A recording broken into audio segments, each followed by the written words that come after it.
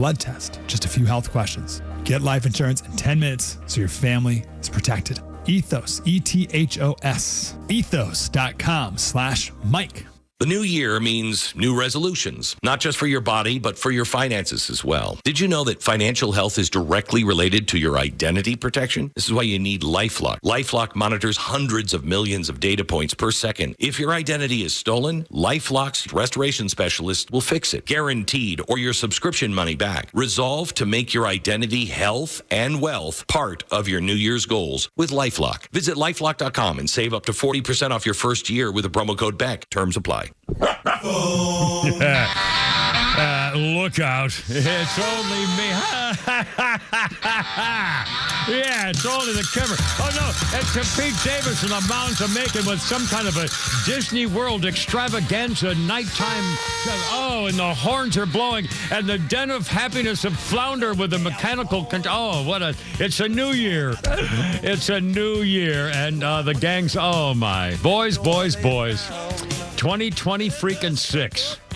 And by the way, think about it when you were a kid. Of course, when I go back, I think as a kid, think about when you were a little boy and you thought there was maybe a TV show like a Twilight Zone or something like that, and said, "Boy, in the year 2026," you think, "Oh man, boy, that's really." I mean, think about it. 2026. It used to be all the old TV shows. You know, the year it was in the future, 1999. You know, I mean, it seems like a long way off. Space, 1999. Unbelievable. Hey, what'll happen in the year 2000? I remember all those days, and holy smokes. Anyway, Pete Davis, Happy New Year and Merry Christmas, and how's it going? What do you think? And off we go. What a day we got today with all the newsy stuff. Well, the funny thing is, you were talking about 2026 and the original Back to the Future and Back to the Future 2. When he goes into the future is 2015. Oh God! So that's just a little reminder of how old we've gotten. And that was like in the 80s, right? 85. Oh my God! Nobody. Well, I remember that song that McCartney wrote in the 70s, 1985. Nobody left alive in 1985.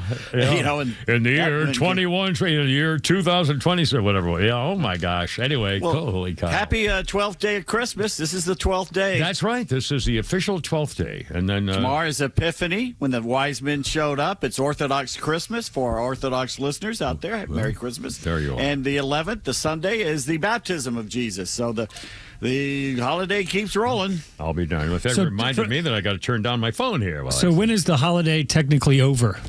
Well, you know, it's tomorrow.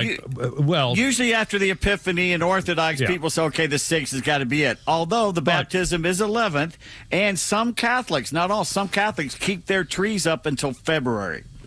Well, those Catholics, they're the ones who are also, the Catholic girls. I was raised Catholic. On Mother's Day are the ones who wear the sexiest clothes to church. So, you can't be critical. Oh, wait a minute. Have you been to the Presbyterian Church there in Buckhead on Peach Street? I have been by it. I have been by. No, I have not been there for Easter, but now the Presbyterians are they the bingo people? They're all bingo. I think all bingo people. I'm telling you, those Easter dresses, I could not believe what was being worn inside of a church. I'll tell you what, I went to at the Brookfield Country Club and it was Mother's Day or Easter or both of them or whatever, and I showed up in the parking lot, and I'm telling you, the family showed up, and these teenage high school type girls were looked like, I don't know what, negligees. And I mean, it was the different thing I ever saw. Teeny little spaghetti straps and up to their thighs and little sandals. Holy smokes. Anyway. All right, boys and girls, there we go. No, nobody's complaining about it. Anyway, Kimmer, Pete, and Flounder, how's it going? 404-741-1230, 741-1230. And we'd love to hear from you about the holidays and what's going on. And obviously the stuff in the news. And so many things happened I was trying to mess with my flag there. If you want to get an update or share something with us, we'd love to talk to you. 404-741-1230. And in the meantime, what'd you do for New Year's? Well, New Year's. 5 days ago. Less than a week ago. Well, some of the girls from the Kimmer fan club, the Asian cheerleader high heel division. Threw a little something for the camera. But, actually, in fact, if I was trying to remember, I swear, I don't think I watched any of the, New Year's Eve stuff from New York or the, ball drop, any kind of stuff. I forgot what I was doing. And I remember I made it till 10:15 or something. Then said, you didn't watch the ball game New Year's Eve? What ball game? The ball game. Oh, no, I did watch a football game. That's what I did. Yeah, that's what I did. I watched. Oh, in fact, I totally forgot. It's a game of the year. Yeah, I did. No, I did. In fact, freaking Bulldogs. And by the way, we'll talk about Georgia and also the Falcons. I mean, we're going to lead off with a Falcons story. And also we have the whole Mandora thing. Maduro. Mandingo.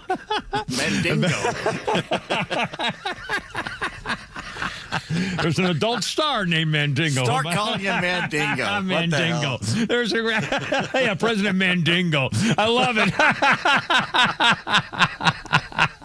And by the way, I also love the fact now that the liberals are being forced to call the new policy the Don Roe Doctrine instead of the Monroe Doctrine. The Don Roe Doctrine. Oh my God, I can't even say doctrine. Good Lord! I swear, I'm just. That's what happens when you live alone and you don't talk. I mean, if I don't do anything, I don't talk. I mean, I talk to myself occasionally, but when you don't speak. Anyway, all right, Kimber Payne Flounder, how's it going? Happy freaking Monday. All right, we got the Maduro business, Mandingo business. You'll hear a lot of reaction. Chicks on social media, Donald Trump saying we're taking over. False Walz, Tampon Tim, all the good stuff. Just a million stories going on. A couple of social media and Hollywood media updates. In fact, there was a Critics' Choice Awards last night. I didn't even know, didn't care, didn't watch it. Although, the next day they show all the pictures of the girls in their pretty outfits as though that's important. But anyway, again, it just shows the difference in what people care about these days. And it used to be a shame. We used to watch shows like that. Now, what the hell? Anyway, a billion things going on here. And we'll update. Oh, if Flounder didn't want my meatloaf today, I'm not offended. You definitely didn't hurt my feelings. No, I actually didn't see it until after when you had texted me about audio, and I was like, oh, there's a meatloaf. Oh, my God, Flounder. I sent it to you. But I had already had lunch, so thank you, though. Oh, there you go. Well, anyway, and now it may not, if there's any left tomorrow, now it'll be a couple days old. Would you be any interested in a chunk of it or not? Only if it's fresh, sir. Only if it's fresh. Well, that would not be. Only fresh meatloaf. Well, we got to have fresh meatloaf. Well, when you smother it with gravy, and salt, that's really nothing better. All right, anyway, I don't think. Okay, Pete Davis, first of all, the Falcons, they were listening to you. And by the way, even though we were joking at the last game, of course, they win 4 in a row or something and then lost one, whatever. But still, we were saying, everybody's going to get a raise. And then, boom, tell the little people, in case they just got out of bed or something, the Falcons, holy cow, here we go. And what do you think? What's your reaction? They were the first to fire a guy. They fired him basically 4 hours after Arthur Blank hugged him. Talk about an assassin. Yeah. He hugs him, and he fires him 4 hours later. I wonder, how that meeting on the went. Cheek. Hey, Michael, hey. How's it going? Yeah, hey. Come on in this little room. We got a ceremony for you, yeah. Well, if he'd have kissed him on the lips like Michael did to Fredo down in Cuba, we'd all known right there. That's a ball game. That's amazing. Yeah, I really thought, in fact, it's amazing around the league, all these experts people are talking to say, I thought he should get one more year. And I'm thinking, how out of touch and clueless are you people? Yeah. And there's a reason they're out of touch and clueless when it comes to Atlanta Falcons, because they've been irrelevant for almost a decade now. So no one's been paying attention to what's been going on here. Yeah. And down the hall to the left this morning, I heard Tony Dungy talking, saying how he was surprised he didn't get one more year. And he equated the Falcons fan base with the Steelers fan base. I'm going, no, wait a minute here. I don't think that's a big... They've won Super Bowls. Yeah, the crying They won the Super Bowl under their coach Tomlin. I mean, they go to the playoffs every year. We haven't been to playoffs in 8 years. There's zero comparison. Yeah, well, you can't listen to the fan base. Yes, you can. Yeah. When the fan base is on the verge of revolt and nobody's going to go to those damn games anymore. When the visiting team has more fans than the Falcons have in the stands. I mean, seriously. And now there's hope. There's hope to see Matt Ryan supposedly coming in, even though... Now, is he a coaching material? He's going to be a front office well, material. That's the other thing. He wouldn't be coaching stuff, would he? No, he would be president of football operations, allegedly, and choose things. But once again, and I've been posting, 2 years ago when they hired him, they did all these poses of Raheem Morris and everybody and Terry Fontenot. Man, they great Aim high or whatever. Man, there's great photos and everything. I'm reposting them. Arthur Blank quote: "I really think Raheem Morris is the right person to lead this franchise. These are the same people making the decisions, okay? Yeah. And they're sitting next to Raheem and Terry Fontenot was Greg Beatles. Greg Beatles is still there. Rich McKay, who we were told had nothing to do with the Falcons anymore, obviously still had something to do because now they actually put in Arthur Blank's memo, oh, well, he's no longer going to be there. You told us 2 years ago he was no longer there. That's right. And who's this Greg Beatles dude? He's still there, and he was there 2 years ago. I don't want any of them there anymore. I want them, and they hired not one but two outside organizations to look for the GM and the coach. Two search Who does groups. that? Yeah, Get one search group. Well, why do you need even one? Much less two. That's what they do out there. It's committee after committee after committee. It's so woke. It's so socialist. It's like, man, just have somebody in charge, and hopefully it's Matt Ryan. And then we hear that Matt Ryan is still going to keep his job at CBS, allegedly, if he takes a job. No. Well, no, you can't do that. Do it or get off the pot, man. Get back in the game or stay out. I mean, not please. A part-time job. Jeez. Isn't that what Tom Brady's doing? Yeah, and it's worked so well for the Raiders. Yeah, really. Look how Marino did it so well for the Dolphins. I mean, they come win 2 on, games? man. Yeah, right. Yeah, that's stupid. I want the guy living in Flowery Branch. Yeah. And by the way, I mean, searching for a coach. I mean, the whole idea. I mean, John Harbaugh, please, Ravens, fire him. I would hire him a minute later. Yeah. The guy gets his team ready for the playoffs every year except this year. Yeah. He's won a Super Bowl. He's been there. He's a good young coach, relative middle age or whatever he is. And we've got stars on this team. We have superstars on this team. Potentially. I mean, but anyway, someone needs to lead them right. Anyway, Pete, Kimmer, and Flounder, how you doing? 3:14 already. It's Monday, and it's your show, and Happy New Year. My God, it's 2026. How do you believe? All right, look out. Here we go. Stand by.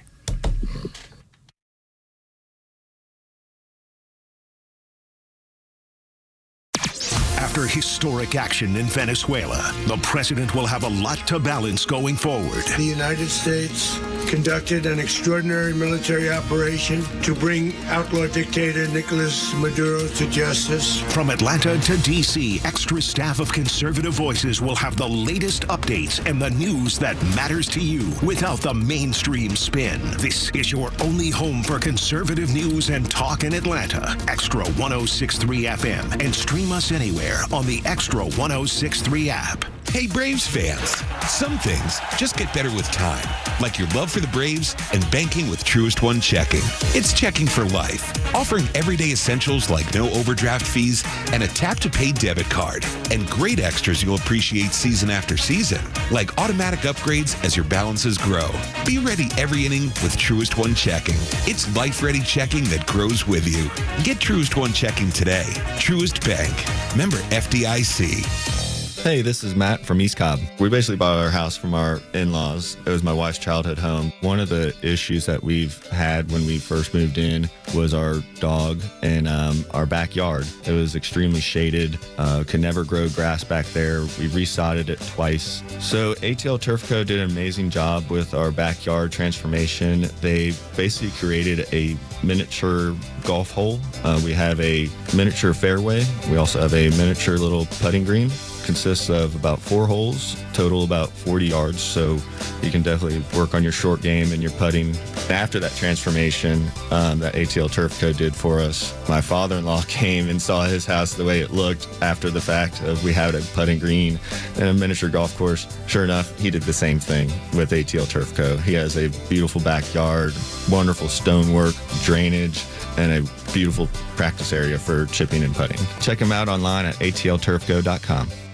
Hi, I'm Chris Lalamia, owner of the Trusted Toolbox. Got a to-do list a mile long? No problem. We've got the ultimate solution, our Handyman for a Day program. Here's how it works. You get a skilled handyman dedicated to knocking out your honey-do list. Paint touch-ups, drywall repairs, door adjustments, and much more, all done in one day. Call us now before the rush for your Handyman for a Day and call us at 770-623-3097 or visit us at thetrustedtoolbox.com. One call, one handyman, one day, the Trusted Toolbox. The new year means new resolutions, not just for your body, but for your finances finances as well. Did you know that financial health is directly related to your identity protection? This is why you need LifeLock. LifeLock monitors hundreds of millions of data points per second. If your identity is stolen, LifeLock's restoration specialist will fix it, guaranteed, or your subscription money back. Resolve to make your identity, health, and wealth part of your New Year's goals with LifeLock. Visit LifeLock.com and save up to 40% off your first year with the promo code BECK. Terms apply.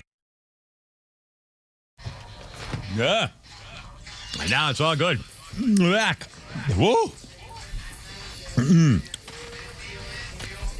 I didn't mix my Kimmer afternoon drink supply very well. Whoa. Way sour. Hold on, we got phone calls coming up. Kimmer, Pete, and Flounder. And the Kinks. Your side, Ray Davies. Look out. With you all of that time. And all of the night, 2004, the Kinks singer Ray Davies was shot in the leg while making a mistake of visiting to have a party in New Orleans. The 59-year-old Ray Davies, singer-songwriter, was shot while running after two men who stole his girlfriend's purse at gunpoint. Davies was admitted to the medical center in Louisiana, but his injuries were not considered too serious. They said, hell, we've only been shot once, so you got nothing to worry about there, mister. On your way. Police said they found one guy, but they probably weren't going to do anything. Anyway, Ray Davies, an unusual city, one of the most dangerous. Anyway, Kimmer, Pete, and Flounder, how's it going? Happy Monday. Hold on to the phone. Stan, you're on the radio. Stan, how's it going? What's up, my friend? Happy New Year, guys. Yes, sir. Thank you. Pete, I'm listening to Pete rage against the Falcons. Yeah. He could be talking about the Panthers as far as I'm concerned, but thank you, Falcons, for beating New Orleans and getting my Panthers into the playoffs. Well, there you go. You're welcome. And by the way, what a surprise. In fact, I saw them talking about the Panthers. What a surprise. I mean, and that quarterback, I thought he was going to be a bust, and then all of a sudden, who knew? I don't know. A pretty interesting turnaround, I think. The only way he can be a great quarterback is if he has the best offensive line in the NFL. Yeah. But who'd have thought it? Yeah. Thank you, Falcons. All right, Stan. All right, man. You have a good. We're only good for other fan bases. Yeah. Well, what a time. It's such a shame. And again, they show flash. Sometimes their defense is just unbelievable, swarming and intercepting, and they set a record for sacks this year. How do you explain that? Yeah, and still win 4 games. Well, it's just, Anyway. Kimmer P. Flounder, 404-741-1230. Our birthday list includes Ted Lang. Ted Lang is 78. Ted Lang played Isaac the bartender on the Love Boat. The Love Boat. With Jack Jones sang that theme song. Yeah. The Love Boat. What a pretty boy. He was typical like the 50s, 60s crooner, like that. Oh, he was a 70s 70s, crooner. I guess so. Worthless. Anyway. And on this day in history, by the way, I've got some very interesting history things here for you today. On this day in history in 1968, the famed baby doctor, Dr. Benjamin Spock, is indicted for conspiracy to aid others to avoid the draft. Dr. Spock was convicted, sentenced to 2 years. Dr. Spock wrote the Common Sense Book of Baby and Child Care in 1946, which has been one of the best-selling books of all time. He sold 500,000 copies in the first 6 months. He sold 50 million by the time Dr. Spock died in 1998. And by the way, did you know that Dr. Benjamin Spock, the well-known anti-war liberal and pacifist, did you know Dr. Benjamin Spock is an Olympic gold medal winner? Dr. Spock, in fact, was on the 1924 Yale rowing team, and in the Olympics in 1924, they won the gold medal as part of the American Olympic crew, the crew of 8, rowing of 8. Dr. Spock. 1968. All right, there. Kimmer, Pete, and Flounder, how's it going? 404-741-1230. Man, we got so much newsy stuff. Okay, Maduro's in New York along with Lady Macbeth, his wife. And they're both, and by the way, over the weekend, all of a sudden, when I first heard, Donald Trump invaded Venezuela, and I really didn't think much of it for some reason. It didn't catch me. I mean, it caught me, oh my God, here we go. But I thought it was more like boat things in the harbors or whatever. I had no idea that they would plan this. I mean, this was an amazing invasion, and they pulled it off basically perfectly. A couple of wounded Americans, but a bunch of dead Venezuelans, and basically nobody in American side didn't lose any aircraft. 150 aircraft, choppers, and special planes, and they took out the power, made the city dark. They froze. I mean, it was just an unbelievable effort, a military effort. I'm telling you, nobody can mess with America. This sent a message to the freaking world, boy. I mean, Iran, Cuba, I mean, Colombia. Yeah, they're all on Greenland, for that matter. Yeah, well, I feel sorry for Greenland. I do too. Little chicky Finnish prime minister, queen girl, is all upset that we're going to take Greenland from her. Bjork is mad. And from Iceland, she's mad. She's mad. They're all mad. But you know what was great was Trump putting out the video of the helicopters going in with Fortunate Son playing underneath it. And there was another song he had going under another one of his videos. Well, the other thing was where Maduro was, when you showed the video, Maduro making the threat, straight up to you, Trump, you go to hell, you commandeered, and then, gentlemen, start your engines, dun, dun, dun, dun, dun, and all the explosions. Oh, man, it's unfreaking believable. Anyway, but did you see the video? Every step of the way, man, they've got armed machine gun-toting special agents everywhere, and I guarantee you nobody's going to be committing suicide at the correctional center while they await trial or the next hearing either. I mean, can you imagine? Can you imagine if somebody figured out a way? Of course, in the old administration, it probably could happen, but can you imagine if someone figured out a way to make that happen? Holy cow. Anyway, Operation Absolute Resolve. A couple things. Got a million. We're going to hear some sound bites here. In fact, Flounder, we're going to play number 3 and then 2 and 4 here in a second. A couple things. I heard bits and pieces of things over the weekend and early this morning as well. Among other things, there are 50 generals in Venezuela under Maduro. Under President Mandingo, we'll call him. Under Mandingo. There are 50 generals in Venezuela who have $1 billion in their bank accounts, each. 50 generals have $1 billion each in the bank. How? Yeah, good question. Drugs, drug money. Kickbacks. Yeah, drug money. I mean, they work for the cartels and Maduro. And by the way, this is astounding to me. Do I misunderstand this? Maduro had a chance to flee. He could have just gone to Russia or Cuba or Iran or someplace else and be left alone. I will bet you that if he had made a deal, which I think Trump was probably making a deal, saying, hey, I tell you what, you idiot, if you just leave, give us back our oil, you leave and stop this crap you're doing, and we'll let you live, and you just go about your business, and nobody will bother you. I'll bet they tried to make a deal for him to just leave on his own, and we would go back to, being more reasonable with Venezuela, get our oil back. The oil industry is going to boom. Hell, have you seen the stock market? It's up almost 800, another freaking record. Anyway, I can't believe he didn't leave when he had the chance. He could have just gone. I mean, I don't get it. Who did? Well, I don't know. Power. I don't.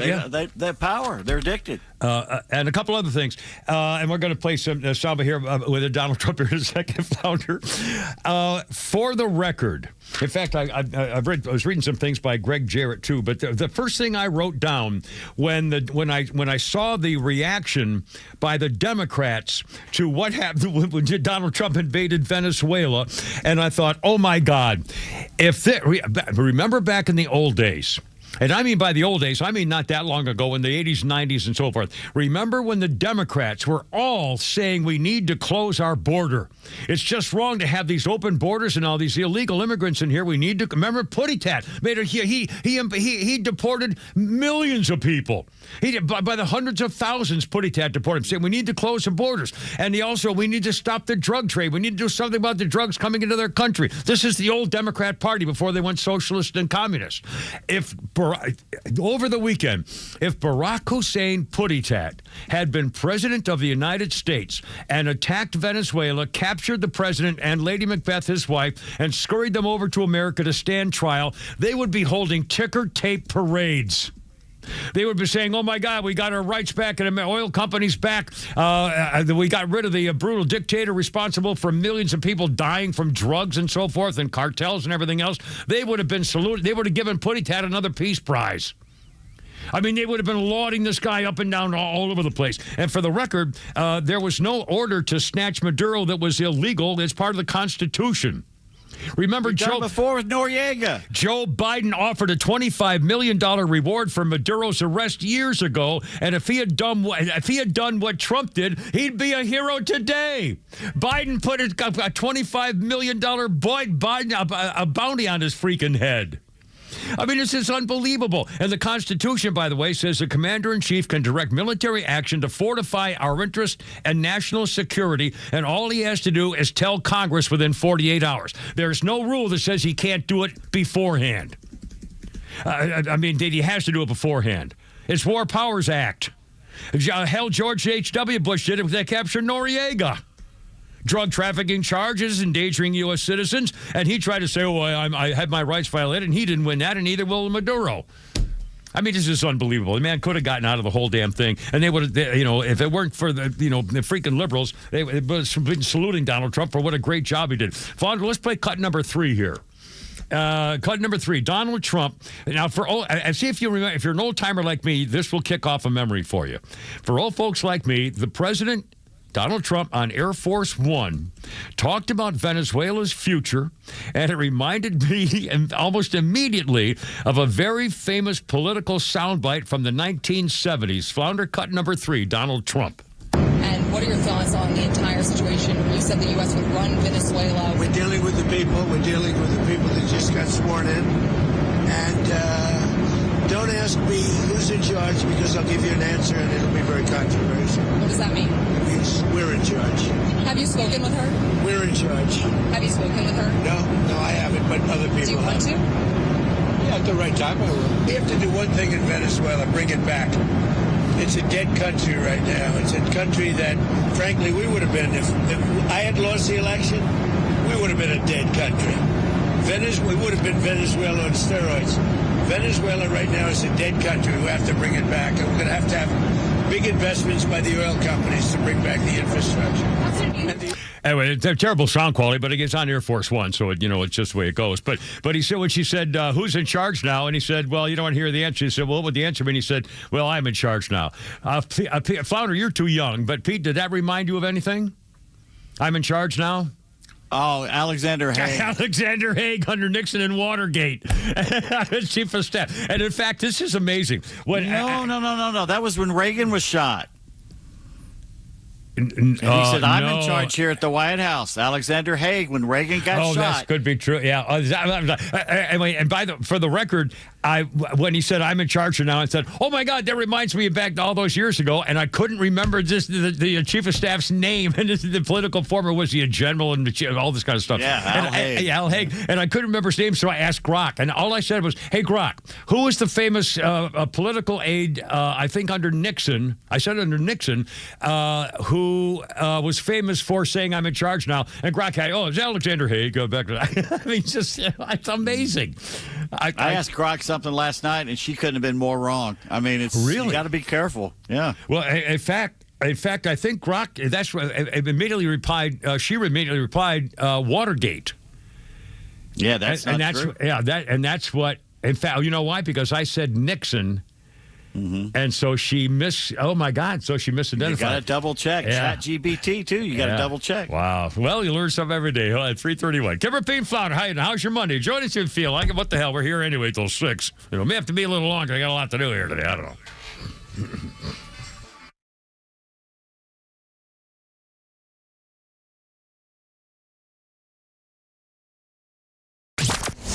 If you love 106.3, then you'll love the all-new Extra 106.3 app.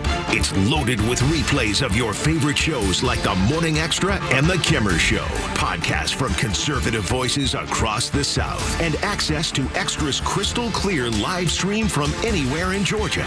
Grab it now for Apple or Android.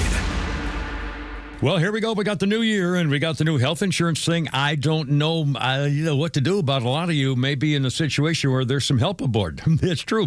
With the health insurance doctor now, we know there were deadlines, open enrollment, stuff like that, and the first premium auto draft bills are hitting this month. You check that balance and say, holy smokes, what happened? Well, with unsubsidized families, like with 2026 means a lot more money to pay thousands, deductibles so high you don't even want to use the plan.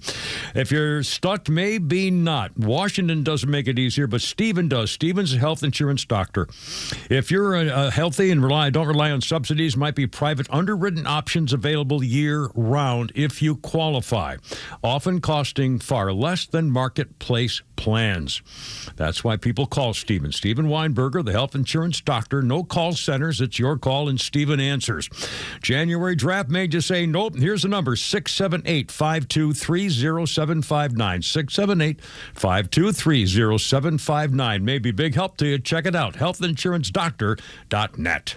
Faith, family, freedom. These are the cornerstones of America and the foundation for a successful life. But today, all three are under attack. Crushing debt, out-of-control spending, and reckless policies in Washington are threatening your savings, your retirement, and your future. Hi, this is Glenn Beck. The only financial advisory firm I recommend in Atlanta is Nicholas Wealth Management. David Nicholas and his team believe protecting your money is about more than wealth. It's about defending your faith, your family, and your freedom. If your hard-earned retirement is left exposed to market chaos, higher taxes, or inflation, what happens to the life you've worked so hard to build? For over 20 years, David Nicholas has helped families right here in Atlanta fight back with retirement strategies built to better withstand uncertainty. Call Nicholas Wealth Management today, 404-890-5606, or visit nicholaswealth.com. Aim to safeguard your future today. Nicholas Wealth is an independent financial services firm that uses a variety of different investment strategies. Glenn Beck is not a client and is paid for his endorsement.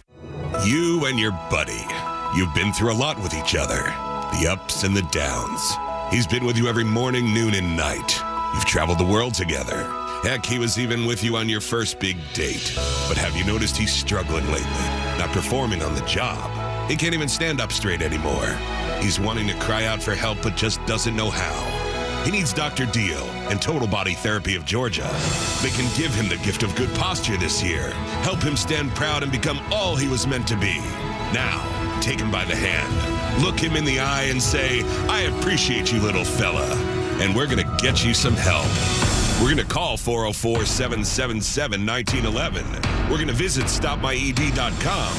We are going to say goodbye to erectile dysfunction forever. Total Body Therapy of Georgia. It's a hard conversation to have, but it's one worth having. Total Body Therapy of Georgia. Online at stopmyed.com. So your New Year's resolution was to slow down on the drinking. Now you're in a jail cell facing a DUI. Time to call A Second Chance Bail Bonds. A Second Chance will get your loved one home quickly. For 20 years, they've been helping folks with 12 locations across Metro Atlanta and Birmingham and are available 24/7. For fast, professional, discreet services, call 404-BAILOUT. That's 404-BAILOUT or visit atlbail.com. A Second Chance Bail Bonds. It's better to know us and not need us than need us and not know us. The new year means new resolutions, not just for your body, but for your finances as well. Did you know that financial health is directly related to your identity protection? This is why you need LifeLock. LifeLock monitors hundreds of millions of data points per second. If your identity is stolen, LifeLock's restoration specialist will fix it, guaranteed, or your subscription money back. Resolve to make your identity, health, and wealth part of your New Year's goals with LifeLock. Visit LifeLock.com and save up to 40% off your first year with the promo code BECK. Terms apply. Bump, bump, bump, bump. Yeah, boy. Sonny and Sherilyn. Sonny and Cher. It was on this day in 1998. Sonny Bono was on vacation with his family in South Lake Tahoe, California. And he decided to go out for one more run on the ski slopes. He left his family to go take one more run on the afternoon of this day. And they found his body that night. When he didn't show up, he had hit a tree and died of massive head injuries. Sonny Bono died less than a week after an accident killed Michael Kennedy, the son of the late U.S. Attorney General and Senator Robert Kennedy. His son died on the ski slopes of Aspen, Colorado. And, of course, Sonny Bono was elected to Congress. When he died, his widow, Mary, took over for him. His widow had said he was addicted to Vicodin and Valium, but Sonny did not have any drugs or alcohol in his system when they found him. And clearly, of course, he was also mayor of Palm Springs for a couple years in the late 80s and big-time hits. And I'll tell you, I almost killed myself doing a downhill run. I won last run of the day in Aspen. My girlfriend who died on me, by the way, she had keys to a condo at the foot of the mountain of Aspen, by the way. So we spent a lot of time in the hot tub up there anyway, skiing. And I said, I'm going to take one more run down late in the afternoon. And I started at the top as far as I could go up, and I just came down all the way without stopping. And at one point, I lost total control, and I took a hard right turn. I don't know how it happened. And I went wham, head first into a snowbank, and I hit it so hard, I never found my ski poles. I went, oh, like that, almost knocked me out, knocked me senseless for a while. And I never found my ski poles. My arms went so hard into the snowbank that my poles went so far and I never found them. And my skis came apart. And I'll tell you what, it was unbelievable. It's stupid. I'm not an excellent, I'm not what do they call it, the expert skier. I'm a good intermediate skier at best, or used to be. I can't, not anymore. But I did try to do too much, and, a big-time Charlie downhill skier boy. Yeah, you freaking idiot. Almost killed yourself. Like Sonny Bono did on this day. Anyway, let's see our birthday list. Cameron, Pete, and Flounder, how you doing? Our birthday list includes the magnificent January Jones. God, is she a pretty woman or what? I haven't seen, used to be anyway. January Jones is 48. January Jones was that magnificent blonde lady who played Betty Draper in Mad Men. She was also in X-Men, and she was in the movie Unknown with the guy who's a big gunslinger guy, and Taken and Taken 2. British guy was Liam Neeson. Liam Neeson, yeah. And the movie's called Unknown. It's where she saves. She's a killer, and he's in a car accident, gets amnesia, and then the German actress we like saved his life. What's her name? The German actress. Diane Kruger. Kruger, yeah, Diane Kruger, as a taxi driver or something. Anyway, January Jones is 48 years old today. And let's see, I got a little history thing for you here. If I could only, Mr. Phone, get back there. My thing there. It's Mr. Phone there. Oops, Daisy. What was I going to tell you about? Oh, let's do this one. On this day in 1914, Henry Ford announces an unprecedented minimum wage for his employees, $5 a day. That was twice the wages of the assembly line. $5 in 1914 is $140 today for one day's work. Thousands of employees from across the country showed up. The crowds were so large, riots broke out. The crowd had to be dispersed with fire hoses. When he said $5 a day, the higher pay needed to help combat the high worker turnover because of the monotony of working on a moving assembly line. This was 1914. A year earlier, Ford had to hire 50,000 workers to support a workforce of only 14,000. New workers were expensive to train. The lack of workers slowing production of his Model Ts, which were in high demand. The employees would still receive their pay of $250 a day, but they've met requirements. They would get a bonus for the rest of it. Here's the requirement. Okay, Henry Ford said, I'll double your pay to $5 a day, but the requirements to qualify include, 1, abstain from alcohol and gambling. Immigrant workers had to learn English. They had to take classes to become Americanized. Workers could not physically abuse their family. Workers had to keep their homes clean, and he would inspect. Workers could not take in boarders. And men's wives could not work outside the home. Henry Ford and the deal with his employees. I have the same deal here. It's incredible. Only I'm getting $12 an hour. So there, mister. Anyway, 341. Cameron, Pete, and Flounder here on The old 106.3. Now, new contract kick in, did it? Yeah, it kicked in on the 5th today.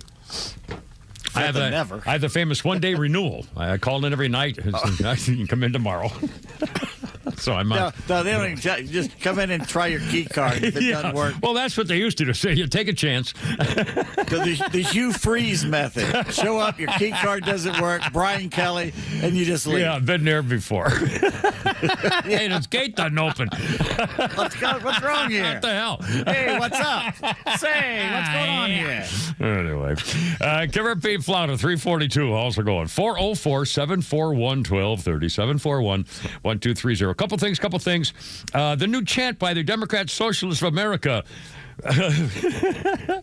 We support the innocent Venezuelan fisherman. We support the innocent Venezuelan man. Yes, it's outside the courthouse today. By the way, Maduro, when he showed up in court, Mr. Hotshot, can you believe the balls in this guy? He shows somebody, says, "Happy New Year, everybody," in English. To the court. Happy New Year, everybody. And then he starts screaming, "I was kidnapped. I'm the president of my country. I've been kidnapped." And the heckler started heckling at him. And Maduro says, "Oh, I'm a man of God. I'm a man of God. I'm being held as a prisoner of war." And the judge shut him up and they let him out. But anyway, he and Lady Macbeth there, his wife, both pleaded innocent. Their next hearing is a while. I mean, it's going to take an awful long time and everything. Anyway, he's in custody. They went and got him. People are reacting. People are going crazy, including we'll play a couple. I've got play number 2 and 4 here at Cuts Flounder. I'll tell you what, I'm so impressed with Secretary of State Marco Rubio. I mean, he has really shown how bright he is and how he can react to what's going on in this country and around the world. Marco Rubio, we're going to play cut number 2 here in a second, Flounder, pointed out that the Biden administration had a massive reward for Maduro's arrest and never did squat about it. This was years ago, like 5 years ago. A price on his head, $25 million. So we have a reward for his capture, but not going for it? In the Biden administration, says Rubio, President Trump finally did something about it. Donald Trump's they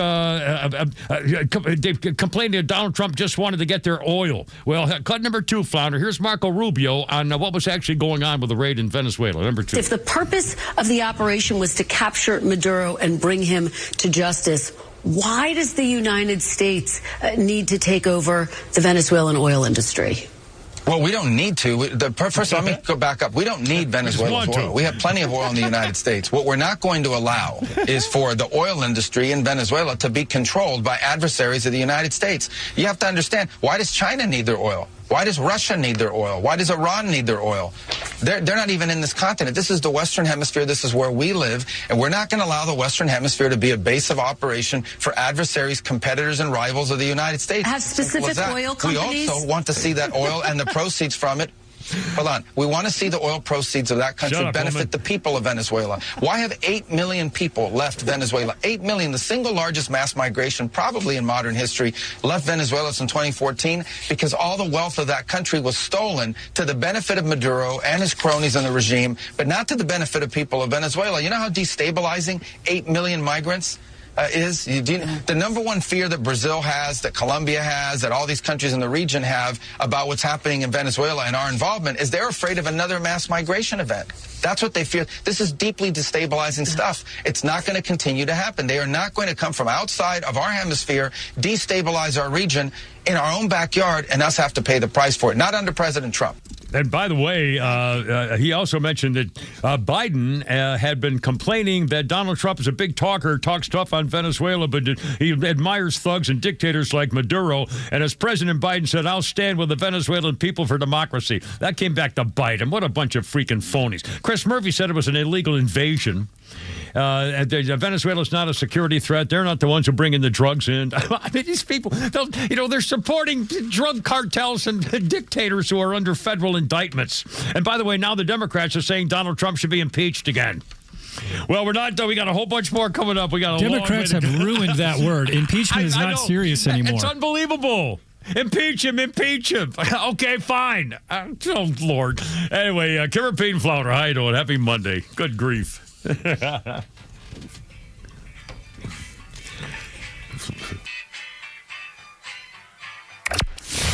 When political discourse gets ugly, count on Extra 106.3 to be the voice of reason when tempers flare. The violent rhetoric from the left won't change our mission. It won't affect our hearts, and it won't stop us from being the voice of our community. Proud to be the conservative voice of Atlanta. Extra 106.3 FM and the Extra app. Hey Atlanta, it's Mark from Atlanta Safe House. We have an important announcement.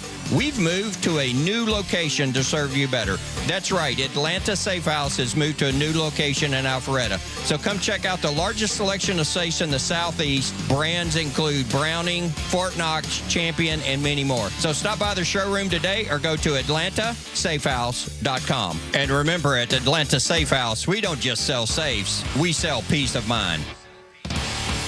Here today with Evan Ward from Atlas Retirement. And Evan, I know you've been quite busy in the office these days. So let's talk about some of the things folks are calling you most about here lately. Well, Kevin, the biggest thing people are really talking about right now is retirement. And I look at retirement as a journey, not a destination. The goal of almost everybody out there is to grow and preserve a tax-efficient portfolio so they can actually enjoy their retirement. And that's why I partnered with Market Guard.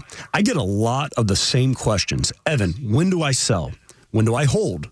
And if I sold, when do I get back into the market? In my opinion, that's market timing. And in my experience, market timing, it can be quite confusing.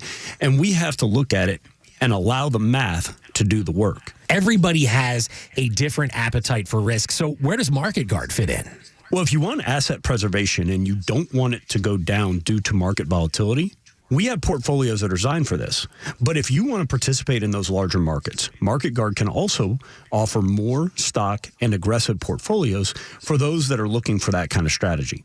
And here's what I propose for our listeners today.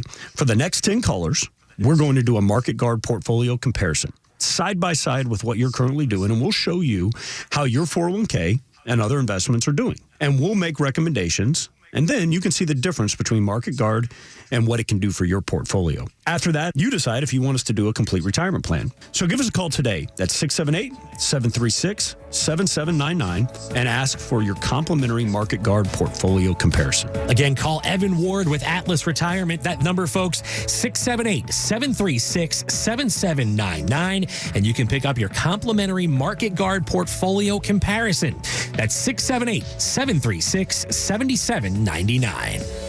Investment advisory products and services made available through Impact Partnership Wealth, LLC, IPW, a registered investment advisor. I think we all know that one person who is, who's out the moment their head hits the pillow. I hate those people. I'm really jealous of them because here's the reality. If better sleep was part of your New Year's resolution, you're not alone. Most of us struggle to fall asleep, stay asleep, or wake up feeling rested. But I found Z Factor from Relief Factor, and it has helped me a ton. Z Factor is more than just melatonin. It uses 4 natural ingredients to calm your mind so you ease into sleep faster, you stay asleep through the night, and you wake up refreshed without that groggy sleep aid hangover. George wrote in, he said, I use it every night with great results. Charlotte said, my body feels so much better. Thank you, thank you, thank you, Glenn. If better sleep is your goal for the new year, make Z Factor a part of that plan. Right now, you can save 46% on your first order, just $19.95 for a 30-day supply. Call 800-4RELIEF. That's 800-4RELIEF, or visit relieffactor.com. Start the new year rested. Fall asleep quicker and stay asleep with Z Factor. Yeah. There we go. So, ladies' choice here after the ballad section of our sock hop. Sock hop. Wow. Oh, my. Oh, it's a... Bite the pillow? Is that what he... Okie dokie.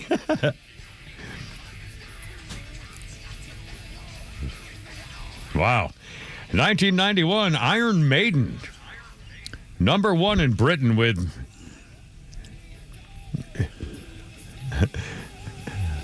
Bring Your Daughter to the Slaughter. #1, their second single from the album No Prayer for the Dying. It became the lowest selling #1 since 1960. Sold 42,000 copies in the first week. The song was originally recorded and released by Bruce Dickinson for the soundtrack to A Nightmare on Elm Street 5, The Dream Child. I don't know what that is. Anyway, Iron Maiden. Holy cow. Okie dokie. And we have a musical history note here coming up in a second. First of all, let's do a birthday. Let's do a birthday list here. How about that naughty little Pamela Sue Martin? Pamela Sue Martin was in Dynasty and Poseidon Adventure. Pamela Sue Martin is 73 years old today. Okay. And on this day in history, it was hip-hop number one. The roots of hip-hop as a musical phenomenon are subject to debate, but the roots as a commercial phenomenon are clearer. They go directly back to this day in 1980, when the song Rapper's Delight hit number 37, and therefore became the first hip-hop single ever to reach the Billboard Top 40. After the success, before Rapper's Delight, the hip-hop was little known outside New York, and then only by the people in Midtown and downtown Manhattan, MCs rapping, DJs mixing and scratching records, B-boys breakdancing all around 1979. But you could not walk into a record store in Times Square and buy a hip-hop album. Hip-hop was something you had to experience live or in clubs. Well, they founded hip-hop. Grandmaster Flash, Curtis Blow, and DJ Kool Herc made crowds go nuts at Studio 54. A businesswoman from New Jersey gave birth to the industry. Sylvia Robinson, a former singer, late owner of a small record label, heard a DJ rapping over records in a Harlem nightclub, set her son to the task of finding somebody who could do the same thing on tape. He recruited a buddy from New Jersey at a pizzeria, and with a couple of guys in the neighborhood, named the newly formed trio after the Sugar Hill section of Harlem, chose Chic's disco smash Good Times as a backing track and scheduled studio time for the following Monday. Between Friday and Monday, we're not sure what happened, but they apparently stole some lyrics from a Harlem guy whose name is not on the credits, and they called it Rapper's Delight.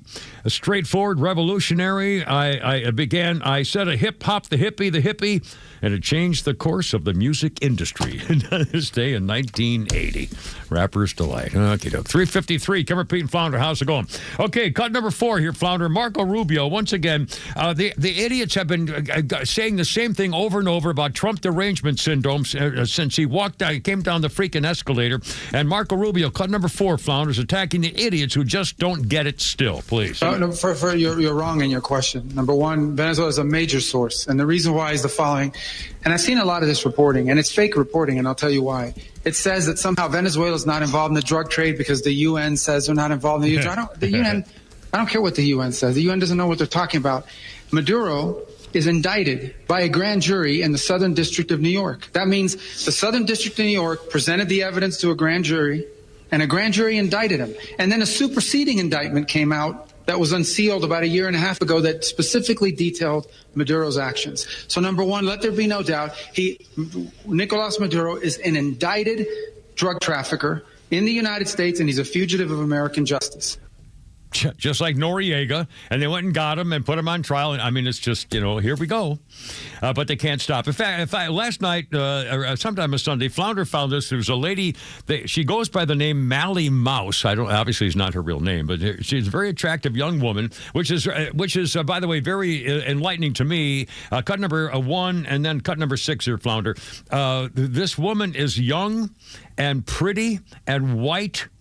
And so she clearly has been misguided because she doesn't sound like the typical screaming liberal that the universities are turning out. But on social media, her reaction to the Trump raid was swift and lots of it right on Miss Mally Mouse. Cut number 1, Flounder, if you will. I'm sorry, I just woke up. Are you telling me that in the middle of the night, our president nabbed the head of a narco-terror organization, which also happened to be the same person who took possession of Venezuela illegitimately? So you're telling me that in one night, while most Americans were sleeping, he managed to free Venezuela and also nab the leader of a terror organization with 0 casualties and no civilians hurt? Yeah, good luck convincing me that he's not the best president that we'll ever see. The GOAT, greatest of all time, the greatest peace president in the history of the world. I mean, Well, I was up and I heard reports that were bombing some things in Venezuela. And I said, "Oh, they're going after the fentanyl laboratories." Yeah, okay. yeah. So I go to bed and I wake up and we've got the president. Honestly, when it started, I didn't pay much attention to it. I thought going after more boats or in the harbor. Maybe I really didn't. I didn't get it. And all of a sudden, oh my God, 150 aircraft and the 7 the night raiders and all. I mean, holy smokes! Okay, let's try cut number 6 here, Flounder. Your average Democrat. You're going to hear a man on the street now. Who would they rather have in power? Which one of these guys? Cut number 6, Flounder. Would you trade Trump for Maduro? Yeah. 100%. I mean, I think Trump. I think Maduro was democratically elected. Probably. Yeah. Sure. More than likely, yes. Of course. Might have been, if there's a Nicolas Maduro out here who's going to bring us to revolution, I will support that movement. I would rather have a bus driver in charge than a billionaire. Okay, let's put it that way. Nicolas Maduro could come and be our president? Yeah. Oh, any day. Any day. Look, all the check marks are there. He's not white. Okay, he's a minority. Okay. He looks a little too much like. Well, he's got all Saddam that. I mean, my God. He won by democracy. You're duly elected. The editor says, "Why don't you go get me some man on the street? But you got to go to the dumbest street in the city to talk to these people." And not only that, some producer edits to see which ones they're going to play. So, I mean, I'd play all of them. Those are golden. Unbelievable. I mean, seriously. They don't even know what the revolution means. Revolution means you're dead. Yeah, you're going to die. Yeah. You're going to kill your family, put you in jail. You people are the first ones. Freaking idiots. Oh, God. They should be forced to live in a place that they think is paradise to them. I mean, seriously. Flounder's funny. Here we go. I was in New York City recently. While I was there, I went to the gym. When I finished at the gym, I went to the subway station, and I saw my train coming. I started running towards the train, and the doors started to close. I was like, I'm going to take my gym bag. I'm going to fling it. It's going to get stuck between the doors. The doors aren't going to close. They're going to open, and I'm going to walk on this train like a boss. That was the plan. This is what actually happened. I took my gym bag, I flung it, I kind of let go. And my bag went into the train, the doors closed, and I didn't make it onto the train. For those of you who aren't following along yet, a sweaty brown guy just ran up to a train, took a black duffel bag, threw it onto a train.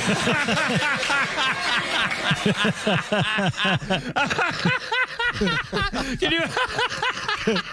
Damn it! Imagine being in the train car where some guy throws a duffel bag into the train and leave and stand. Holy smokes! I freaking love it. Anyway, Kimber, Pete, and Flounder, 404-741-1230, 741-1230. Coming up, I swear, I don't think I got this wrong.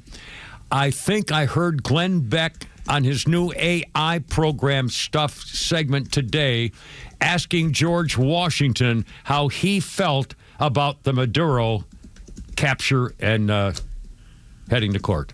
Asked George Washington for his opinion and got an answer from old George. All right, AI and everything else. Cover Pete and Flounder, 4 o'clock on 106.3. How you doing? Happy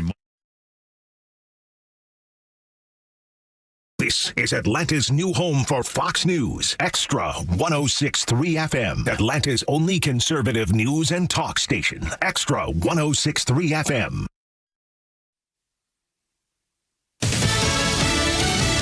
He's back in a cell. I'm Lisa Brady, Fox News. Ousted Venezuelan leader Nicolas Maduro remains in U.S. custody after he and his wife pleaded not guilty to drug trafficking and weapons charges during their first U.S. court appearance in New York City. And there were some interesting moments inside the courtroom. Maduro said, quote, "I'm innocent. I'm not guilty. I'm a decent man. I'm still president of my country."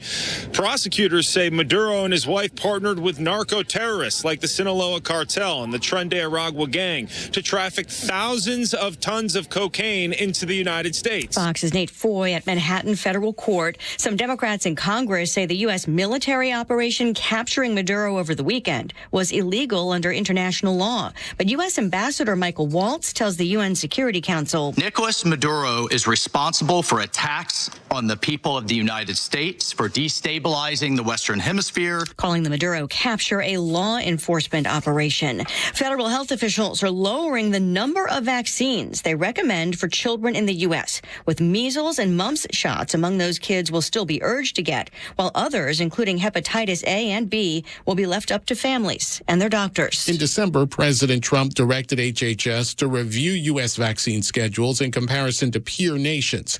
Health officials say reducing the recommended shots to only what it says are most important will increase trust in public health oversight. Opponents argue the reductions without discussion are a greater risk for contracting childhood diseases. Fox's Gernal Scott. The administration also says changing the federal vaccine schedule will not strip vaccine access or insurance coverage from families. New highs on Wall Street. But the Dow finishes off session highs. The Dow up 595 points at the bell, topping 49K during the session. America's listening to Fox News.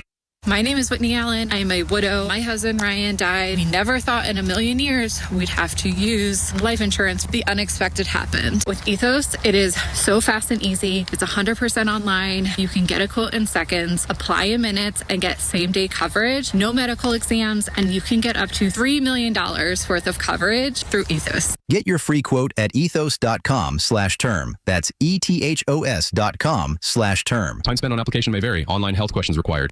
The new year means new resolutions, not just for your body, but for your finances as well. Did you know that financial health is directly related to your identity protection? This is why you need LifeLock. LifeLock monitors hundreds of millions of data points per second. If your identity is stolen, LifeLock's restoration specialist will fix it, guaranteed, or your subscription money back. Resolve to make your identity, health, and wealth part of your New Year's goals with LifeLock. Visit LifeLock.com and save up to 40% off your first year with the promo code BECK. Terms apply. Boom.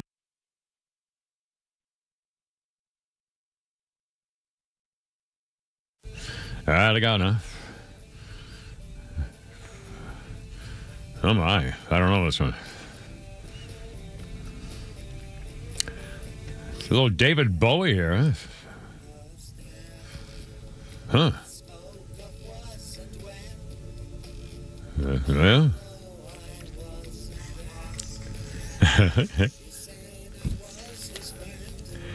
1980, David Bowie appeared on Saturday Night Live from New York performing The Man Who Sold the World. He also did TVC 15 and Boys Keep Swinging. Oh. He had a special backing group, including a keyboard guy from Blondie and guys named Klaus Nomi and Joey Arias backing vocals. And David Bowie. There you go. You know, I know absolutely nothing about David Bowie other than I keep having to talk about him because we do him in music stuff a lot. But I don't think I've never. He's a guy. It's amazing. I missed that whole generation. Anyway, Kevin P. Flounder, how's it going? We're back together now. Everything's going to be fine. Our birthday list includes, let's see, Marilyn Manson. That's a guy, right? Marilyn Manson, 57. Is he the one who abused that little blonde chick who turned out to be a lesbian? Didn't she become a lesbian because of him? Evan Rachel Wood. Evan Rachel Wood, yeah. Beautiful little thing. She was in a lot of good series and movies and stuff, as I recall, as a young actress. And she later, I think she sued him. She certainly went public about how he abused her and really just horrible stuff. Anyway, she was in Westworld, which was good for a season. Then it jumped the shark. It did jump, yeah. And in fact, same thing with me. I watched it and I thought, oh, this is pretty cool. It was based on the old movie with the old Brenner. Yeah, from 1960-something probably. And then it just got so it got stupid, obtuse, and I lost track. I was like, I couldn't. All of a sudden, I didn't know what was going on, and I don't want to be in that. I don't want to have to say what the hell I missed. What did I miss? I don't want to have to rewind to say something. So anyway, so Marilyn Manson's what did I say, 57. I've been watching that Fallout. And that's pretty good on Amazon. That Fallout, based on the video game, is one of the weirder but more interesting shows they've had in a while. Fallout, as in nuclear fallout radiation? It's like what happens after the bomb the day falls. after? Oh, really? Well, not the day after. We're talking 200 years after. It's pretty good. And is it like modern civilization where everything's that you might think it would be in the future? Some are modern and some are cavemen-like, and they're very wild, and it's very mutated, and it's funny too. Yeah, I gotta get some of those apps. 406, Kimmer, Pete, and Flounder. I thought Kevin was going to come do that for you. Yeah, I got it. I'm going to do it. I just got my bill from Comcast, $331. What are you paying for? A month. Well, it's for high-speed internet and TV. Well, I get Showtime and HBO. And that's I don't get Turner Movie Channel. I don't get Cinemax. I don't get the Plus. I mean, I have Paramount, Showtime, and HBO, and the regular channels, and that's it. You write it off, don't you? That's how you get your show prep. You can write all of that off. Yeah, I think I probably forgot last time. That's why I got screwed on some of these things here last time. My God, that's a lot of money. Yeah, that's a lot of money. I'm going to change that. In fact, I'm going to double it. I'm going to make up for last year. I'm going to tell it's $800 a month. See if they catch me. I just say we don't pay our taxes. I say don't pay at all. That's my motto. Anyway, 407. How's it going? Kimmer, Pete, and Flounder. 404-741-1230. 741-1230. On this day in 1781, Benedict Arnold, the American traitor and new British brigadier general, enjoys his greatest success as a British commander in 1781. His loyalist troops sail up the James River in January to Virginia and virtually find the capital city of Richmond undefended, and so they take it. 200 militiamen responded to Governor Jefferson's call to defend the capital, Thomas Jefferson. Virginians had already served and thought, well, they can't mean me because we already served under one term for it, so nobody showed up. And a lot of people complained that the Declaration of Independence author himself, Thomas Jefferson, was criticized for fleeing Richmond during the crisis. Later, 2 months after Cornwallis surrendered at Yorktown, Jefferson was cleared of any wrongdoing during his term as governor. He went on to become leader of the Democratic Republican Party, and the victory over Federalists, of course, is called the Revolution of 1800. After the war, for the record, Benedict Arnold tried and failed to establish businesses in Canada and London. He died broke. In 1801, lays buried in the Continental Army uniform at St. Mary's Church in Middlesex, London, and his name remains synonymous with the word traitor. Benedict He was Arnold. not liked over there either. People didn't. No. You don't like traitors, no matter who it is. That's right. And he was, it was so, West Point and the whole, story of what he was going to do. This close to turning West Point over, which it would have changed everything. And it would have handed Washington over to the British because he was on his way. Yeah. Anyway, Kimmer, Pete, Flounder, how's it going? 409.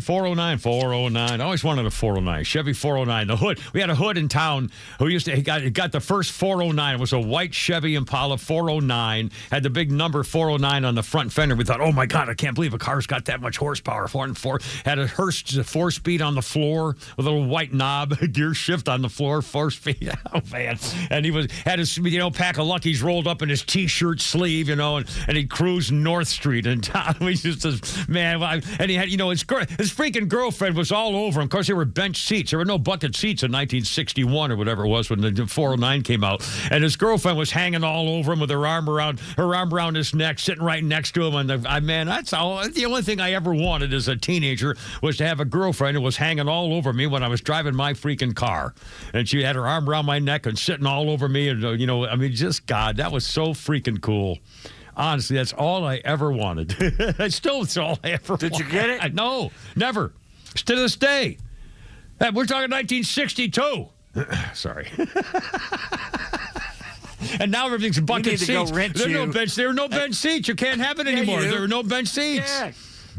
Go to Rent-A-Wreck and get you an El Camino. I know. And hire some girl and go to the that hangs around Piedmont Park. That's right. Go to the drive-in, hang all over me, honey. I'll give you $100 and buy you a new dress and pay for your dinner just to take a picture. Oh, Lord. Honestly, guys, isn't that stupid? I know. 410. I'm an idiot. That was a different time, my friends. A different time, yes. And here we go. Minnesota Walz Governor Tim Walz. Oh, he has to give up his attempt at becoming a governor again. We're going to play cut number 5 here, Flounder. Of Tim Walz. He's been, of course, embroiled in this scandal in Minnesota. It's getting even worse and worse. There are now, along with the Somalians who have been cheating all the food for orphans and so forth and poor people, they also, something like 7,000 Somalians faked their false COVID loan claims to the tune of $500 million in Minnesota. I mean, it's one thing after another. And so all of a sudden, Tim Walz has announced cut number 5, Flounder, that he just really can't spend the time to run for governor because he wants to help the people instead. Here we go. In September, I announced that I would seek a historic third term as Minnesota's governor. Mm-hmm. And I have every confidence that if I gave it my all, we would win the race. But as I reflect on this moment with my family and my team over the holidays, I came to the conclusion that I can't give a political campaign my all. Every minute that I spend defending my own political interest would be a minute I can't spend defending the people of Minnesota against the criminals who prey on our generosity, against the criminals, and the cynics who want to prey on our differences. Yeah. So I've decided to step out of this race, and I'll let others worry about the election while I focus on the work that's in front of me for the next year. Yeah, because, probably getting I'm passing on this race with zero sadness and zero regret. No, of course not. I did not run for this job to have the job. I ran for the job to do the job. Minnesota faces enormous challenges. All right, that's why I can't stand. Thanks, Fly. I can't stand anymore. He would have been Spiro Agnew 2.0. They would have made him resign if this had come out and he was vice president. Yeah, and it's good, and not only going to be him, by the way. Apparently, I mean, we're only beginning to hear the fraud and corruption and something like of all the Somalian population. And by the way, they all went to Minnesota. Somalians went to Minnesota. Oh no, there's some in Ohio. Well, yeah, but still, I mean that's where it all started. And the reason was because I think I heard the statistics this morning, something like 78% of the Somalians in Minnesota are all on welfare. 78% of all the Somalians are on public assistance. How do you let someone in the country that you know you're going to just have to take care of? That's not how immigration. Well, now they're stuck with it now. And by the way, Flounder, before the show, we were talking about various things, and the incredible corruption and fraud and graft in Minnesota has been unveiled and brought to the sunlight by a 24-year-old kid with a cell phone on social media. And Flounder even came in and said, can you believe Nick Shirley did all this? Nick Shirley is a kid with a phone, and he 23 did years what? Old. Yeah, Twitter had it at over 100 million views. Yeah. And he did what, 60 Minutes, NBC. I mean, he did journalism. Unbelievable. Yeah.